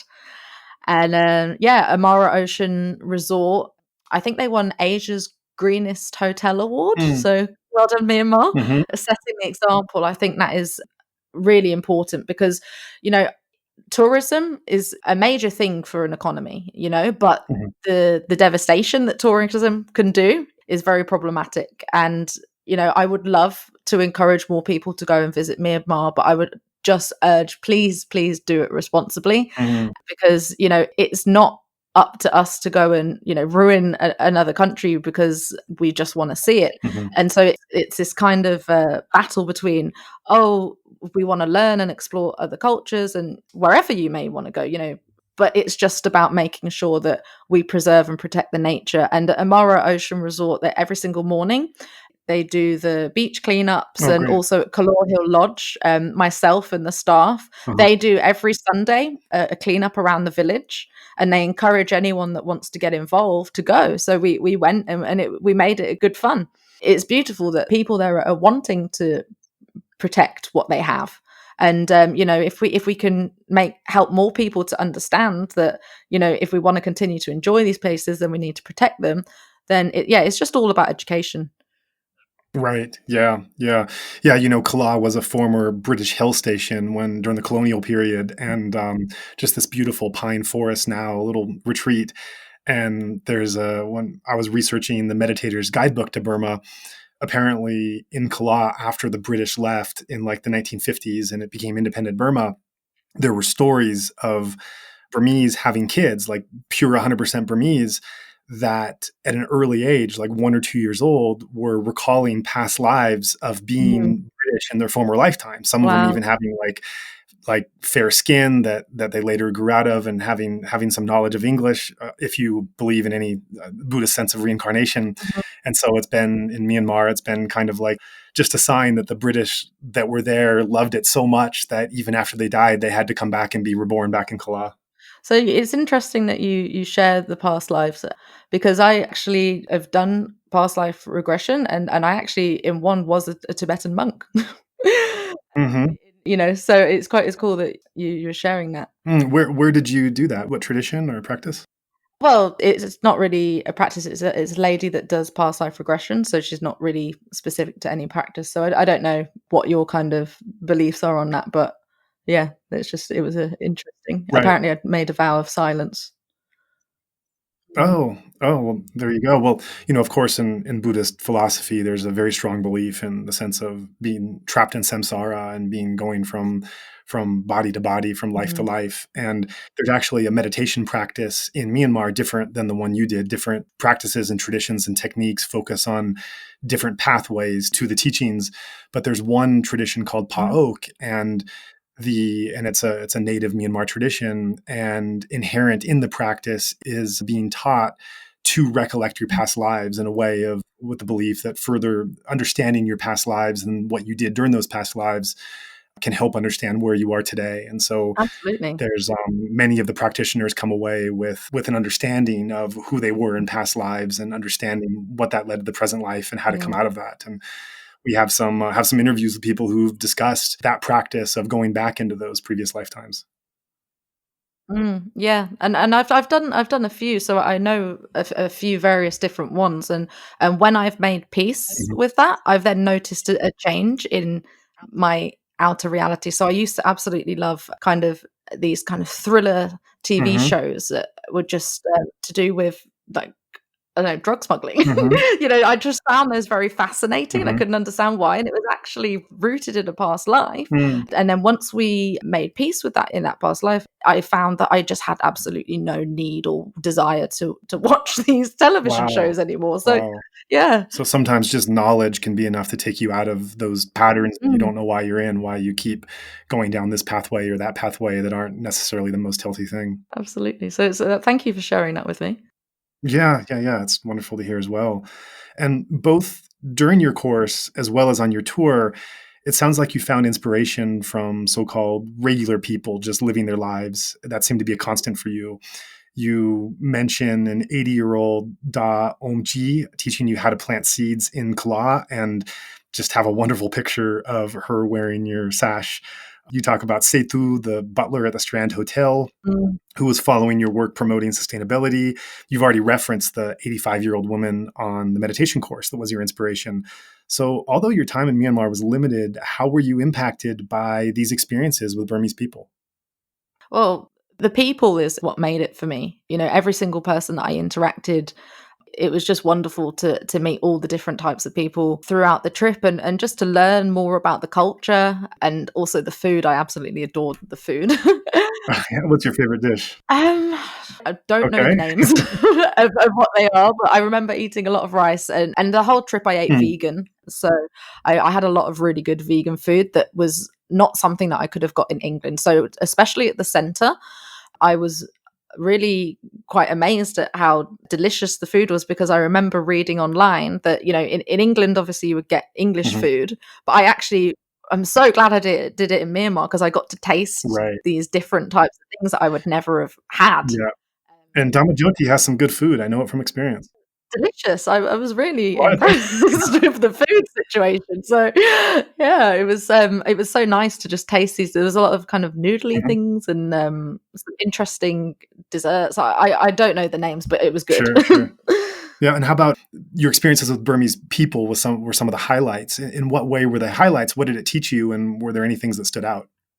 Just extremely warm people, just Mhm. wanting to just taking an interest in me, because they wanted me to go home and to share with other people at their country. And I remember there was one lady that was specifically asking me, like, "Oh, what is people's opinion in England of Myanmar? Please tell your opinion honestly when you go Mm, home. If you didn't like it, please mhm, say, but share honestly how you felt, especially because I've mentioned that I was going to do like a magazine write up mhm. about my trip there, and everything that I have said is genuine, and it's from the heart, and that's exactly how I experienced it, and it's so great that I just only have good things to say. Yeah, I mean, it certainly gripped me. I came like you did for a meditation course and some travel, and except for this current pandemic, I've been there ever since. And definitely, we have a home and business. I'll be going back, so maybe on an upcoming trip when you're there, we'll get to meet in person and can help you access Yeah. some of these special sites where the practice has been preserved outside of the center. Well, I'm definitely looking to go back, and Cool. absolutely that would be great. So with Amara Mhm. Ocean, before the kind of pandemic happened, I was actually organizing a retreat there. Oh, what kind of retreat? So I very much believe in wilderness therapy. Hmm. This helps, with anxiety, depression, but also just doing my own general holistic health and wellness workshops, because that's something that I really love and I'm interested in with the speaking. And Amara Ocean, of course, their sustainability values is what, when I was there, I just thought the place is beautiful and I'd love people to come and experience this here as a retreat because it was so peaceful. And I was going to take along with me a survival guide and who's worked with people like Bear Grylls. Do you know who Bear Grylls is? I don't. Who is that? He's like a wilderness survival expert that's quite famous on television. Okay. Yeah, we were going to go along and take a group of people and do meditation, yoga in the mornings, nice. and do some workshops. And then I was going to take people out, obviously permitting where we were allowed to go, and just do some outdoor activities and getting people, and also women especially, out into and doing things that they wouldn't normally necessarily do to overcome some limitations. Because when you take people out of their environment and put them in a new environment doing different things, and I like to think that my alter ego or superhero would be Lara Croft. So getting people doing outdoor activities and getting people interested in nature, and especially in Myanmar, it's just absolutely beautiful. It really, really helps with things like depression, anxiety, and just being in nature. It's a medicine in itself. So I really hope that one day soon I can revisit that plan. So watch this space. I hope so also. Yeah. And it's funny you talk about similarity. My co-host on this podcast, Zach Hessler, is also a wilderness guide. That's been his profession for many years. So I've learned a lot about that practice through him. So it's pretty cool to hear that that'll be happening in Myanmar as well. Yeah. Amazing. Great. So what's next up on your spiritual journey? Do you plan to take more courses, or are there other practices you're looking at doing? I would absolutely love to do it again. I'd like to try a shorter version just for, I think you can do 3 days. Is that possible? There is. Yep. There's also 20 and 30 days if you want to bump up sometime. Oh, wow. Okay. Yeah. So, I would love to do a shorter one in England, and then, in the future, look to expand and do more. I'm never going to rule those things out. But for now, while I'm currently in lockdown in England, so we can't actually go anywhere right now. Or can we? We can in our minds, but physically, I can't go anywhere. And thanks to technology that we're able to have this interview right now, and that's super, super cool. So it's just to continue to keep learning. I'm developing my holistic health and wellness side of things, continuing with the coaching people, and just once I can start moving around again, going out and sharing my story some more, and hopefully be able to bring people to Myanmar for these retreats. I would love that.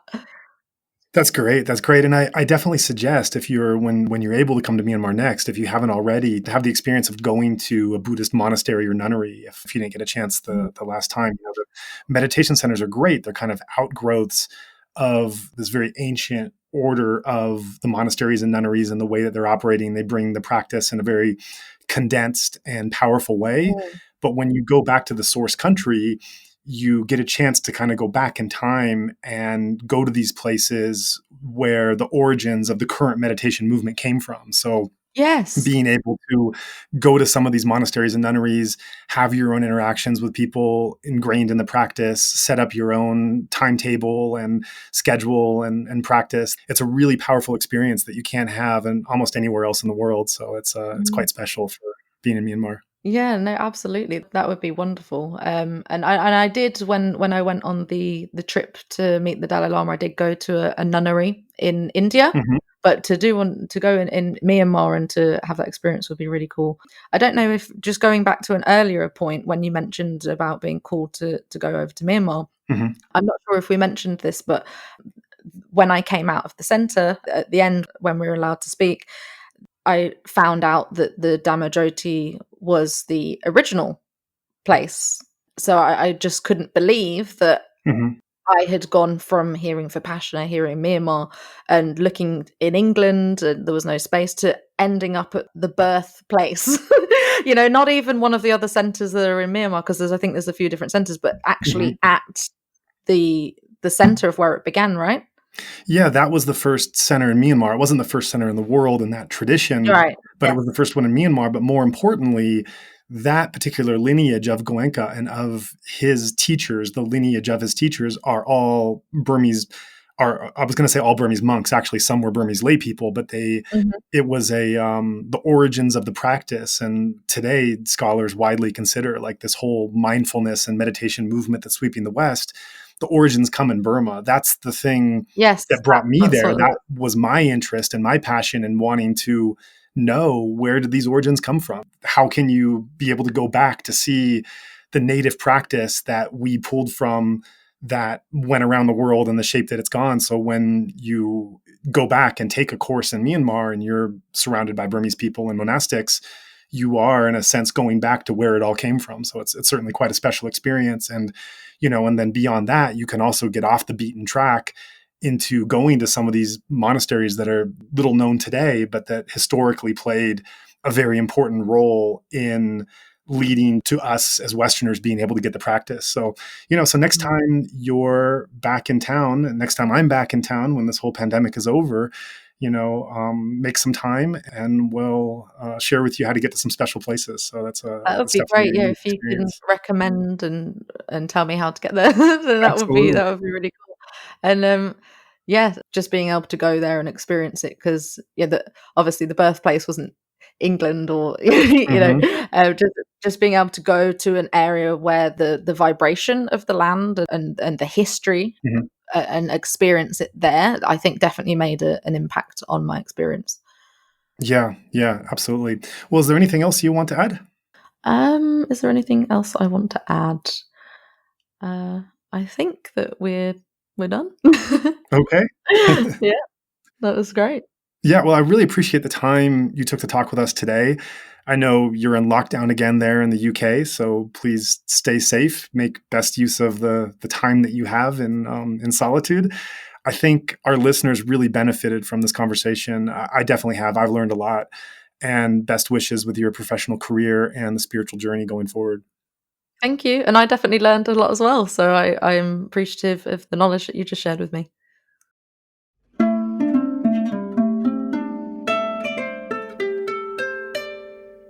All right. So, Melissa Coates, we just finished the interview with Luissa Burton.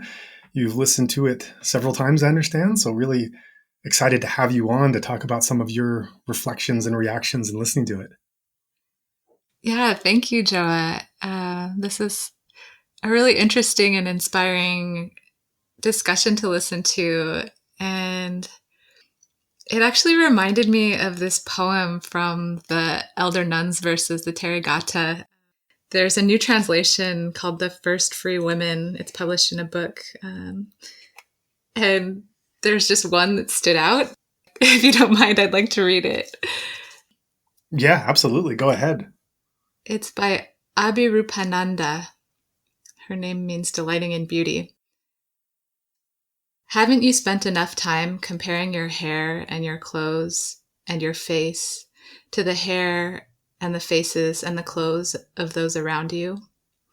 See the body for what it is. Real beauty is in the clear, open light of the non-judgmental heart. That's it. That's beautiful. And Wow. that's what I was hearing in her interview.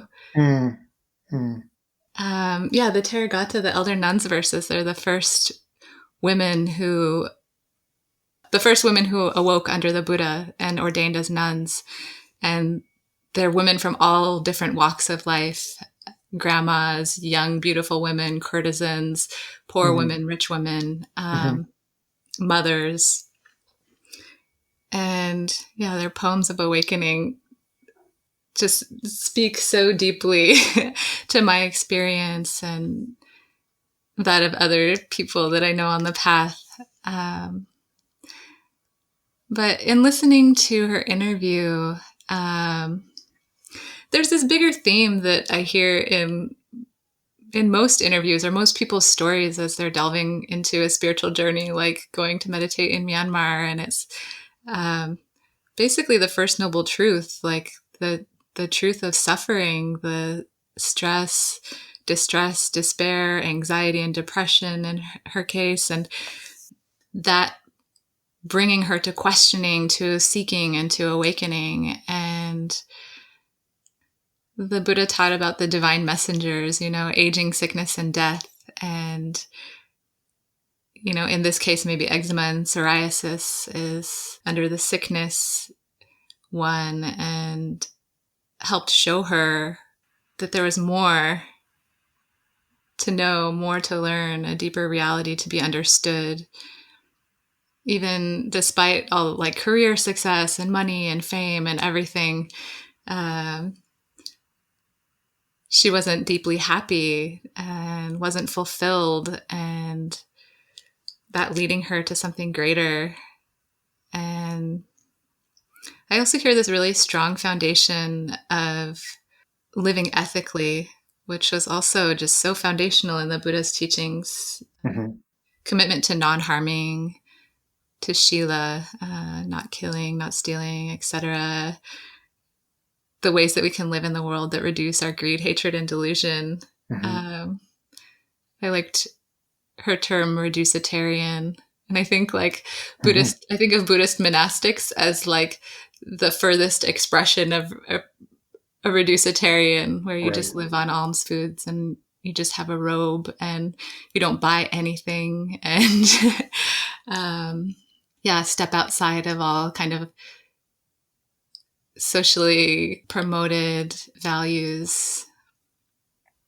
So yeah, when you talk about her journey being a moral one, an ethical one, where her harm and impact on the planet and on the surroundings are constantly being lessened through greater awareness, that's actually mirroring the spiritual path of a lot of people in the East, which is not as common in the West. Often people in the West come from whatever their background is, just thrown into the thrusts of deep insight meditation.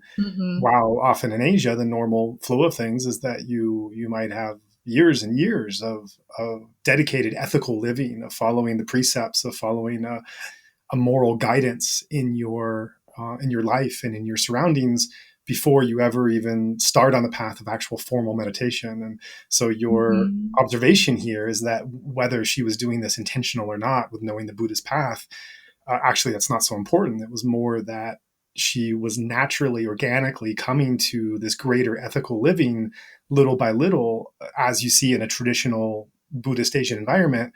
And that resulted into her first meditation course and experience, that gradual kind of opening up and being aware of her external actions and effects on other people, people that were around her, as well as the greater community that was being affected, even if they weren't exactly visible. Right. There are such clear expressions in how she's living and what she's doing in the world of this ethical foundation, and also like Dhamma, generosity. And like those are the foundational teachings that people are living by often in Buddhist cultures, and not so in the West. Like, so maybe in a place like Myanmar, there's, this theme of role models came up a lot. There's role models for ethical living, role models for spiritual development, role models for non-harming and just living in alignment in the world. And in Western culture in general, what's promoted as our role models are, career, conventional success, money and fame, and like what you can buy, and social status and numbers on Instagram. And so in the West, it's more of like what you've achieved and what you've done with your career rather than who you are. Right. There's this push, like we're really indoctrinated to have to like prove ourselves and meet some imaginary societal standards. And at the same time, we're not having role models for self-love or things like healthy relationships or for generosity. And and then a lot of Westerners come to deep practice, they're like, oh, I want to jump into these meditation retreats and do it more and more. And then like, they're like, why can't my mind settle down? Like, these Burmese people or, Sri Lankan elders are like going into deep samadhi, like, really settled states of mind, so much more easily. And I'm just like struggling and my mind is crazy and I'm obsessed with this and obsessed with that. And like seeing that my mind is like addicted to all these things, relentlessly thinking. Sorry to interject. When you look at Luisa's life story and journey, I want to come back to something you just said where you mentioned that, I don't remember your exact words, but like in society, we have these kind of invisible goals or standards that we have to meet that are causing this pressure. What's so interesting is that in Luisa's case, these are not invisible. I mean, these are numbers. Like these are like waking up the next morning and there's like a number that corresponds to your actual body image or size, that you have to meet that standard to have that job the next day. And so like, this is like a much more intense version of what many people go through in terms of the kind of invisible norms and ways that you want to be looked at. These are actually stated and contractual norms that have to be fit into. Right. In order for her to succeed by the conventional measures. And just a lot of joy for her for stepping out of that and going on her own path and trusting the intuitive guidance and awakening through the pain of all of that. And from spending a good amount of time in Myanmar, my understanding has expanded about things like this, where it didn't come out of nowhere. It's not random that she's awakening in these ways. It's not random that she's called to sit a meditation retreat in Myanmar. She's getting a message in her ear that's saying like Vipassana, Vipassana, Myanmar, Myanmar, Myanmar. And like, that sounds so random. Like her mom being like, what? It's all conditioned from her past life practice, her past life paramis, the qualities of heart that, once fulfilled, we are awakened. This is the common understanding that exists in Myanmar, and what I've just kind of how I've come to understand the world and how these things happen, also from being around people who can discern their past lives and see that they were deep practitioners, practicing in certain ways. And that's why it led them like to this opening in this life, the karma from the past that's created this. And it's clear that she has had a lot of past life practice. And so things like the ethical living and generosity and like this kind of loving kindness and like non-judgmentalness towards others just flow for her. It's all conditioned from past life wholesome actions. Right. And it was kind of those skin conditions that operated as a trigger to setting off on this journey and unlocking these kind of values and responses to what was a challenging situation that set her off on this very different path. Yeah. And like, what are other factors that bring us to things like that? So this intuitive guidance, also from the time I spent in Myanmar, where the devas or the dewas in the Pali pronunciation, the earth spirits or our spirit guides, or in English, it's like angels and, spirits that live in the trees and the forest and things are guardians and protectors. Like, just hearing it, her interview, it was like, oh, that's obviously the devas that are whispering in her ear, Vipassana in Myanmar. Like, and she's open enough to hear it. And like, it's like the more I've meditated, the more those kinds of things, those like specific messages have come through. And I don't often talk about it because in the West, folks are really scientifically minded. If I can't see it, if it can't be measured, it doesn't exist. Right. That's this modern Buddhism that's pervaded so much of our current practice, is this idea that it has to be framed to be logical and rational and in accordance with scientific methods and following all these other kind of modern understandings. And so that makes these what some might call supernatural or unusual experiences with invisible beings uncomfortable to talk about because of the way that this modern Buddhist approach has been presented and framed in the start of the journey of so many meditators. Of course, as you get further on that journey, that starts to kind of fall away in its own way. Right. So, you brought up Pa'ok in the interview, and that's where I was practicing for over a year. And like so many practitioners there, it's just a given part of the map of practice there that you develop strong enough concentration, unification, and stability of mind to be able to directly discern with your mind things that are beyond normal human consciousness. And I sat in so many interviews where my jaw would just drop, like interviews where like students were telling the teachers what they were discerning and like, oh, they're discerning the Deva realm. And some Devas came into the hall, like when this nun was discerning them, and they were also meditating. And she was like, what is going on? And he's like, oh, that's normal. And so, initially when I started on the path, like also, sitting my first Goenka retreat like 11 years ago, I also, was aversive, actually actively aversive to the idea of past lives and, of supernatural seeming things. And over time that's fallen away. And I currently think of it as like, so, say a scientist has a microscope and they can look at a drop of blood under the microscope and see that it's made up of blood cells. And then they go and they tell people, hey, there's all these blood cells in our blood. And like, or like a particle physicist or something who can see subatomic particles from the instruments that they've developed. And I think of people like Pa'ak practitioners or just other deep meditators who've been able to directly discern ultimate realities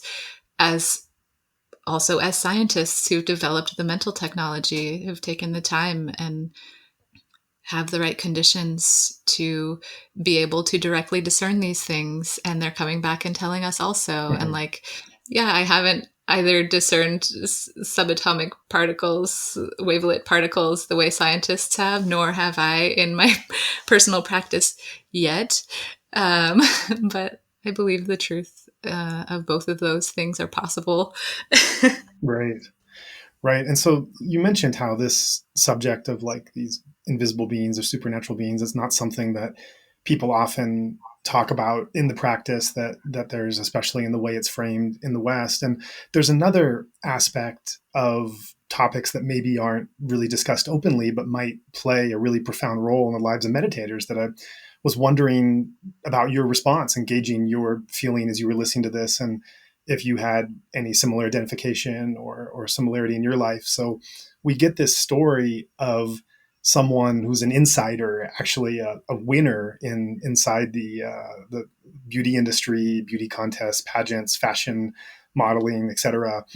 And we hear about her story of going through being in this role, really epitomizing feminine beauty and within society, and then moving towards a more renunciate spiritual life of the inner journey and of letting go of needing to define beauty a certain way or conform to certain numbers or whatnot. And this is kind of an extreme example, and that's really the beauty of it for me, is just that these dynamics are seen so clearly in her story of where her journey has come from and gone to.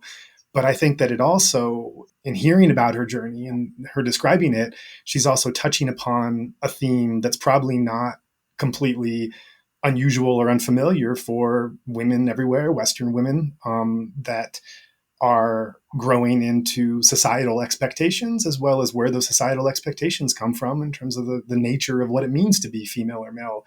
And so as you listen to her journey of transformation in embracing or conforming to feminine beauty and then going towards an examination and some renunciation of that, you, Melissa, you've been in Myanmar for several years. You've been in and out of being a monastic, of being a nun there. A nun is the ultimate renunciation of worldly life, of sexuality, of certain images or conforming to things. You're really leaving all that behind as a male or a female.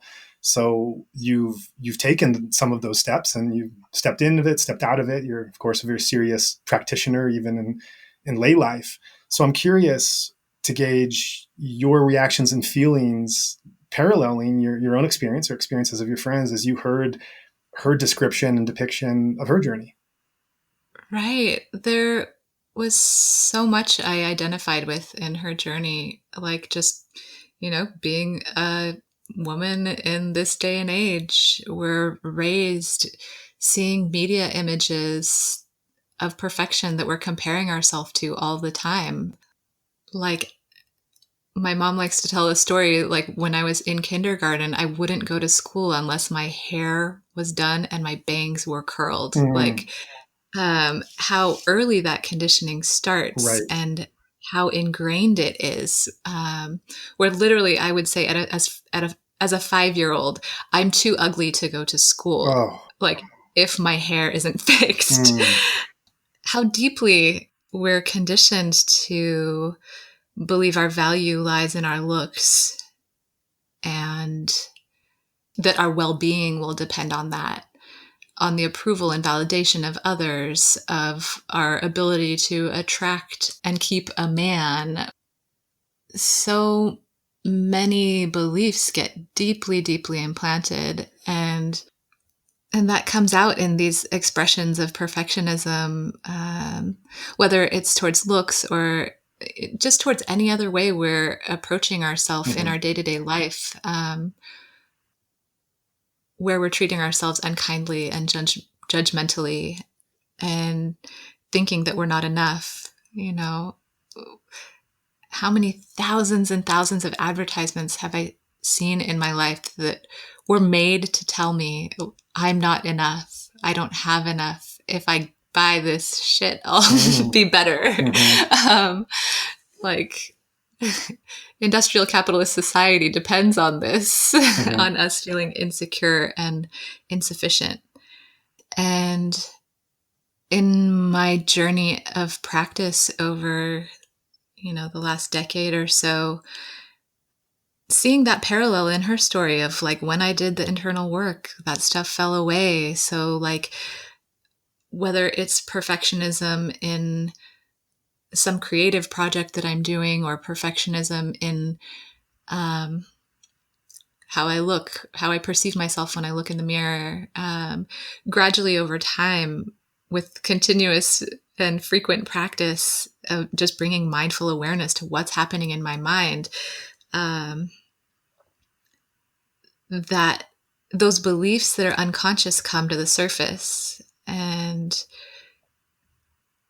get unearthed. And once they're seen, we can stop believing them. So, for example, on my first 3-month retreat, I noticed, like, if I would walk past a mirror, like in the bathroom or in my room, my head would automatically turn towards the mirror, like compulsively. Like, this is just automatic. And so I started covering the mirror in my room, and after a week I took it off. And when I started looking back in the mirror, in just a millisecond, there would be judgment about the hair, judgment about the face, judgment about the clothes. And lots of times it was positive judgment, but that's still judgment. And that's so interesting, because you're on this 3-month retreat where I assume it's segregated. It might be some kind of silence. People are just there for the practice. I mean, this is not the kind of place where you're trying to make an impression on society or a possible mate or things like that. And yet you're still finding yourself caught in this trap of walking by a mirror and feeling this instantaneous pull to check yourself. Yeah. To find something to fix. I see. I would adjust my hair or adjust my shirt. And it's like, there's nothing to fix. I'm here meditating. What an opportunity to actually see that process happening that had been happening my whole life. Yeah. Wow. And then from there, getting to notice it happening again and again. So someone that my mind has perceived as attractive is like walking towards me, and then I'll automatically, my hand will fix my hair. Right. And like these actual movements, they're not random. And that is relating to myself in a way of controlling, trying to appear a certain way. And it was amazing to start seeing that kind of stuff, and how it was in these subtle ways of just my flick of the eye towards the mirror, or my hand running through my hair when someone is near me, or and you know, there's way more overt ways that gets expressed, and that like some of that was coming up in her conversation, or just like this need for perfectionism or need to control, like in the eating disorder. Like I had something very, very similar to what she expressed, binge eating, and like as a control reaction to trauma, not knowing another way, and like struggling so hard with it, like trying to force myself to stop binging, but like that not at all addressing the deeper wounds and the roots of it. So it would just continue to express. And then this opportunity of doing things like sitting in meditation retreats can allow us to tap into much deeper areas of our consciousness that are hidden from us, that are driving forces like addictions and addictive behaviors that are painful or self-destructive. And just through getting to practice the wonderful opportunities that were offered to practice, like so much of that has fallen away also. And how does that happen? How does what happen? You know, how so these addictive patterns of mind, like, because usually day to day we're just running through the world, and we're just, you know, reaching for that chocolate, or you know, for that TV, or like scrolling through Instagram or whatever, the perpetual distraction from the discomfort that we're seeking through all these sense pleasures. And like in the seclusion of retreat, we get to see all those urges coming up again and again and again, whether, you know, for whatever kind of sensual pleasures, and just seeing them coming and going and coming and going. And sometimes the mind can, like there was one retreat that I sat where I was just like for 3 days obsessed with the idea of fried chicken. And like, that's the first thing I'm going to do when I get out of here. I'm going to go get some fried chicken and I'm going to have sex. Like, you know, just this obsessive fixation that is relentless and painful. And like, oh, there it is. I can actually see that this desire is painful. Like, but normally in the day to day, I wouldn't recognize that. I wouldn't have the ability to just sit and see the urge come and go, because I would just automatically engage in the impulse. And yeah, so the mechanism there of how the addictive patterns of mind start gradually falling away over time when we choose to go into temporary seclusion and retreats is so powerful. And yeah, I feel so much joy for her getting to do this, just starting out on, like, in a way, starting out with meditation practice, but it's like she's been practicing the Dharma in all these different ways without even like having, you know, that as a framework. Yeah. And I think what's so interesting about her story too is I think that in the West, especially, there can be people going deeper into meditation, Westerners going deeper into meditation, going further on the path. There definitely could be kind of an elitism that kicks in of just like, how vegetarian are you, and how many courses have you done, and have you, what teachers have you studied with, what countries have you been to, have you ordained, and you know you could say that elitism might be coming from a good place of just wanting to show ever more dedication and renunciation, but it does sometimes separate the people that are claiming themselves as elite and trying to become elite with the rest and everyone else. And I think one of the dichotomies that's set up is kind of like there's this spiritual, refined, renunciate community, and then there's this kind of ugly capitalist commercial coarse world, and there's bridges between them, but those bridges are basically like conversion, right? It's like taking people from the crass worldly society and bringing them into the greater truth so that they renunciate their the kind of the mess where they're coming from. And certainly if you look at the depth of the Buddha's teachings, that renunciation is something that is quite powerful and important for the path. Yet at the same time, when you go to a country like Myanmar, I think you and I have both had this experience, you see how the Buddha's teachings really runs through every avenue and aspect of society, how it bleeds into every interaction and encounter and place and area that you're in. And so one of the things that I really enjoyed about this interview was that we're speaking to someone that is from this fashion modeling commercial industry, and we're seeing how this practice of meditation is informing and changing her life for the better. So it's not this like battle or contrast or, this feeling of something that you're up against with meditation and that's infringing on your world. It's rather, she stays in the industry. She is in the industry today. It's not someone who's, meditation practice is making them see the folly of their ways and coming out of it. No, she's doing what everyone does as a meditator, in taking these insights and wisdom that you gain from practice and using them to continue living your life, unless you're involved in something terribly unethical, like fighting wars or stealing from people. But for the most part, you're continuing to do what you do in your family, in your work, et cetera, environment, but you're doing it with greater wisdom and having a more positive impact on those around you as well as on yourself. And so like through her example, we're not seeing this as like a contest or a battle of ideas or even a threat to the spiritual practice, but it can be seen as an example of how this practice can, this Dhamma is within every aspect of life. There's not a place you can go or a type of person or a type of interaction where it's just void and it's this elite subset, but it's actually it can be integrated into many different walks of life. And that's a message that for me personally is one of the most profound lessons I've gotten living in Myanmar for as long as I have. But it's not something you find as much here, where it is more separated and distinct. And I think hearing Luissa hit some of the same stations that many Western meditators hit in terms of, why they got interested in the practice and the struggles they went through, the dark night of the soul, coming out of those struggles, and then the spiritual journey unfolding and opening within.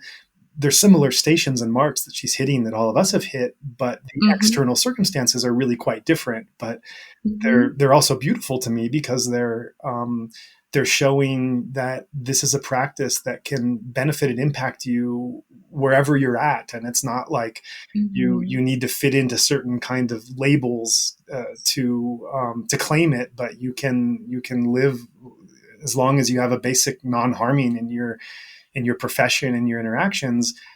You can be what you want and just use this practice to make you gain more wisdom and also even renounce in your own ways. If you're not renouncing fully and completely as a monastic, you're renouncing as she did, meat or attachment to this or having to fit this kind of perfection. So that was also quite inspiring. Right. The Buddha taught the fourfold Sangha, like, lay people and monastics. He didn't teach like everybody be monastics. Of course. And like, I really feel so much gratitude towards like Goenka-ji and like the accessibility he's made for bringing the Dhamma around the world, and so people in England could hear about it, so people, so I could first encounter it and have an opportunity to try practice. And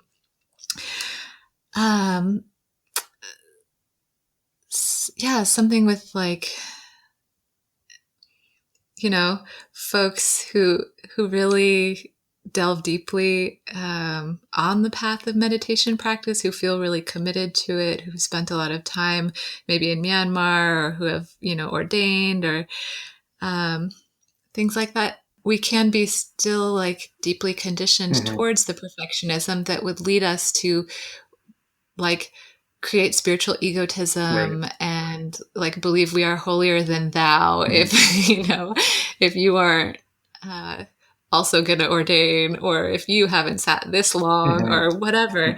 And it can also be expressed in the individual ways that we approach practice. And actually, this is something that I've seen in myself and in a lot of other meditators, whether in the West or in Myanmar, is like our approach to meditation can subtly have this perfectionism in it. Like just approaching it with like the kind of acquisitive mind, like trying to acquire something, trying to get something, like leaning into like grasping really hard at the breath, or like feeling like I've accomplished something if I sat like X number of hours, or like I've proven something, I've done my good today if my mind could stay on the breath for this number of minutes. There, like it comes through in subtler and subtler ways. Those are marks, right? Same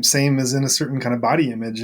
Instead of a mark for this body image, it's a mark for this meditation practice. That's no different as thinking I need 5,000 people to like me on Instagram. Right. And then yeah. Like, oh, good, I get to report today to the Sayadaw that I sat for 3 hours straight, like, yeah. And that proves that I'm good and I'm progressing or something. And it's like, no, but it creeps in all kinds of ways. And yeah, that's just that really unkind and controlling way of relating to ourselves from a place of lack of self-love, from a perception of our own insufficiency and needing to prove something that, most everyone in this culture is conditioned to. Sure. And so also just being compassionate with that and trying not to hold on too tightly or take ourselves too seriously, even though we really want to wake up. Right. All right. So yeah, definitely great stuff. So before we close out, are there any other thoughts or feelings you wanted to share about listening to her interview? One thing that stood out, this epitome of a role model for her, this 85-year-old Burmese woman, elder, who radiated the energy that was beyond description. And like, I've encountered people like that on my journey who have, just been guiding lights. And the strength or the stillness, the radiance and kindness, it was beautiful to hear about. And then the butterflies in the garden that were blessing her on her path, really affirming for her the alignment and the transformation that she'd gone through. It's a beautiful story, and just much joy for her journey. And like, I have no doubt that she's going to come back and do more practice. I mean, her life as a Tibetan monk and probably other lives where she's practiced the Dharma that have created conditions for her in this life that'll allow her to practice. It's just going to keep going and growing. And her path of awakening will continue. If it wasn't a pandemic, who knows? Maybe all three of us would be in Myanmar right now instead of all three of us are outside the country, and the country's been closed down since March. So life is unpredictable. Yeah. Yeah, great. Well, thanks so much for being on and taking the time to listen and give your thoughts and reactions, and really enjoyed connecting with you and hearing your reaction. Thank you, Joa. Likewise. Thanks for sharing this one with me. Yeah, absolutely. Okay. Look forward to talking again. All blessings.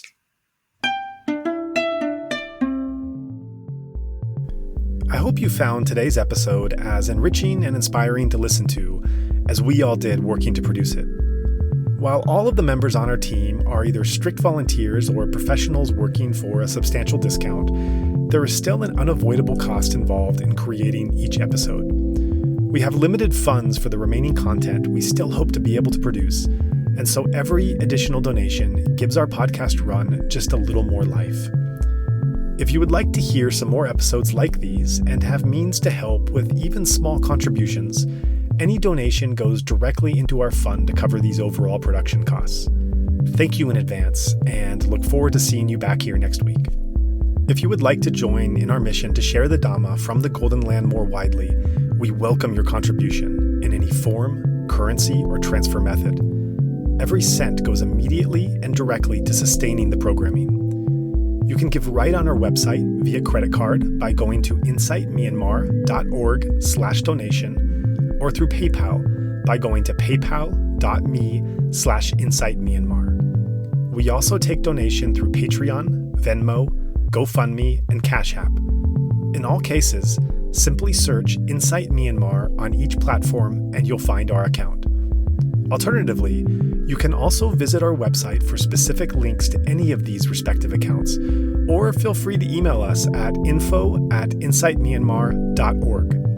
In all cases, that's Insight Myanmar, one word, spelled INSIGHTMYANMAR. If you would like to give in another way, please contact us. Thank you for your kind consideration.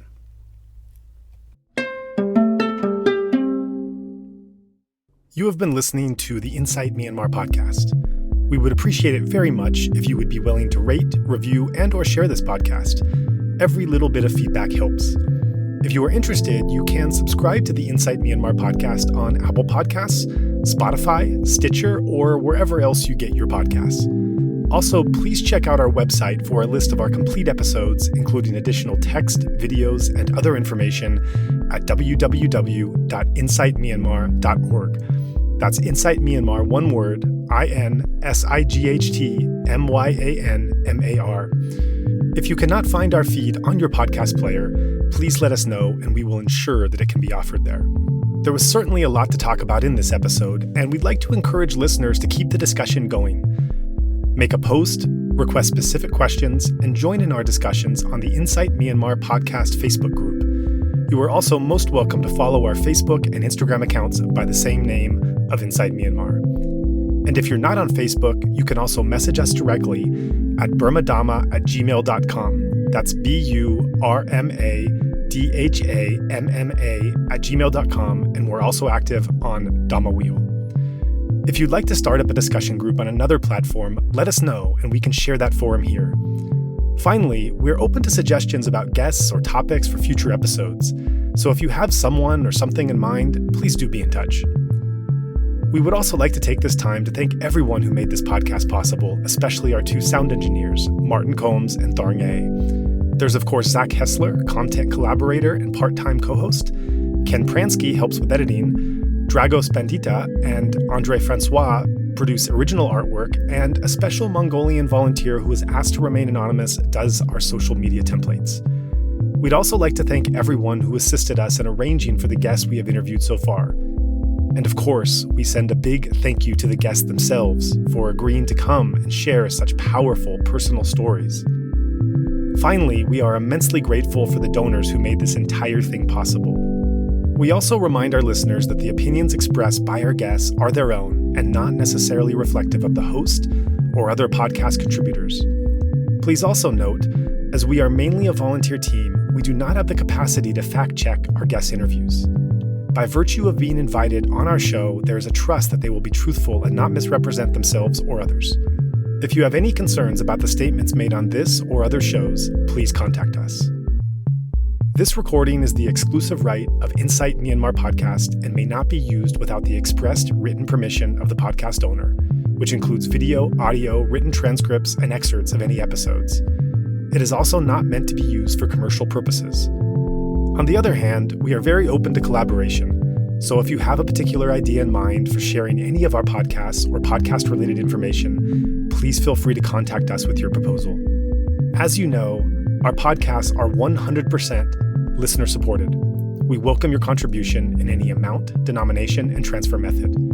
You may give via Patreon at patreon.com/InsightMyanmar, via PayPal at paypal.me/InsightMyanmar, or by credit card by going to insightmyanmar.org/donation. In all cases, that's Insight Myanmar, one word, INSIGHTMYANMAR. If you'd like to give especially to support our new run of coronavirus episodes, please go on the GoFundMe site and search Insight Myanmar to find our campaign. If you are in Myanmar and would like to give a cash donation, please feel free to get in touch with us. Thanks, and see you next show.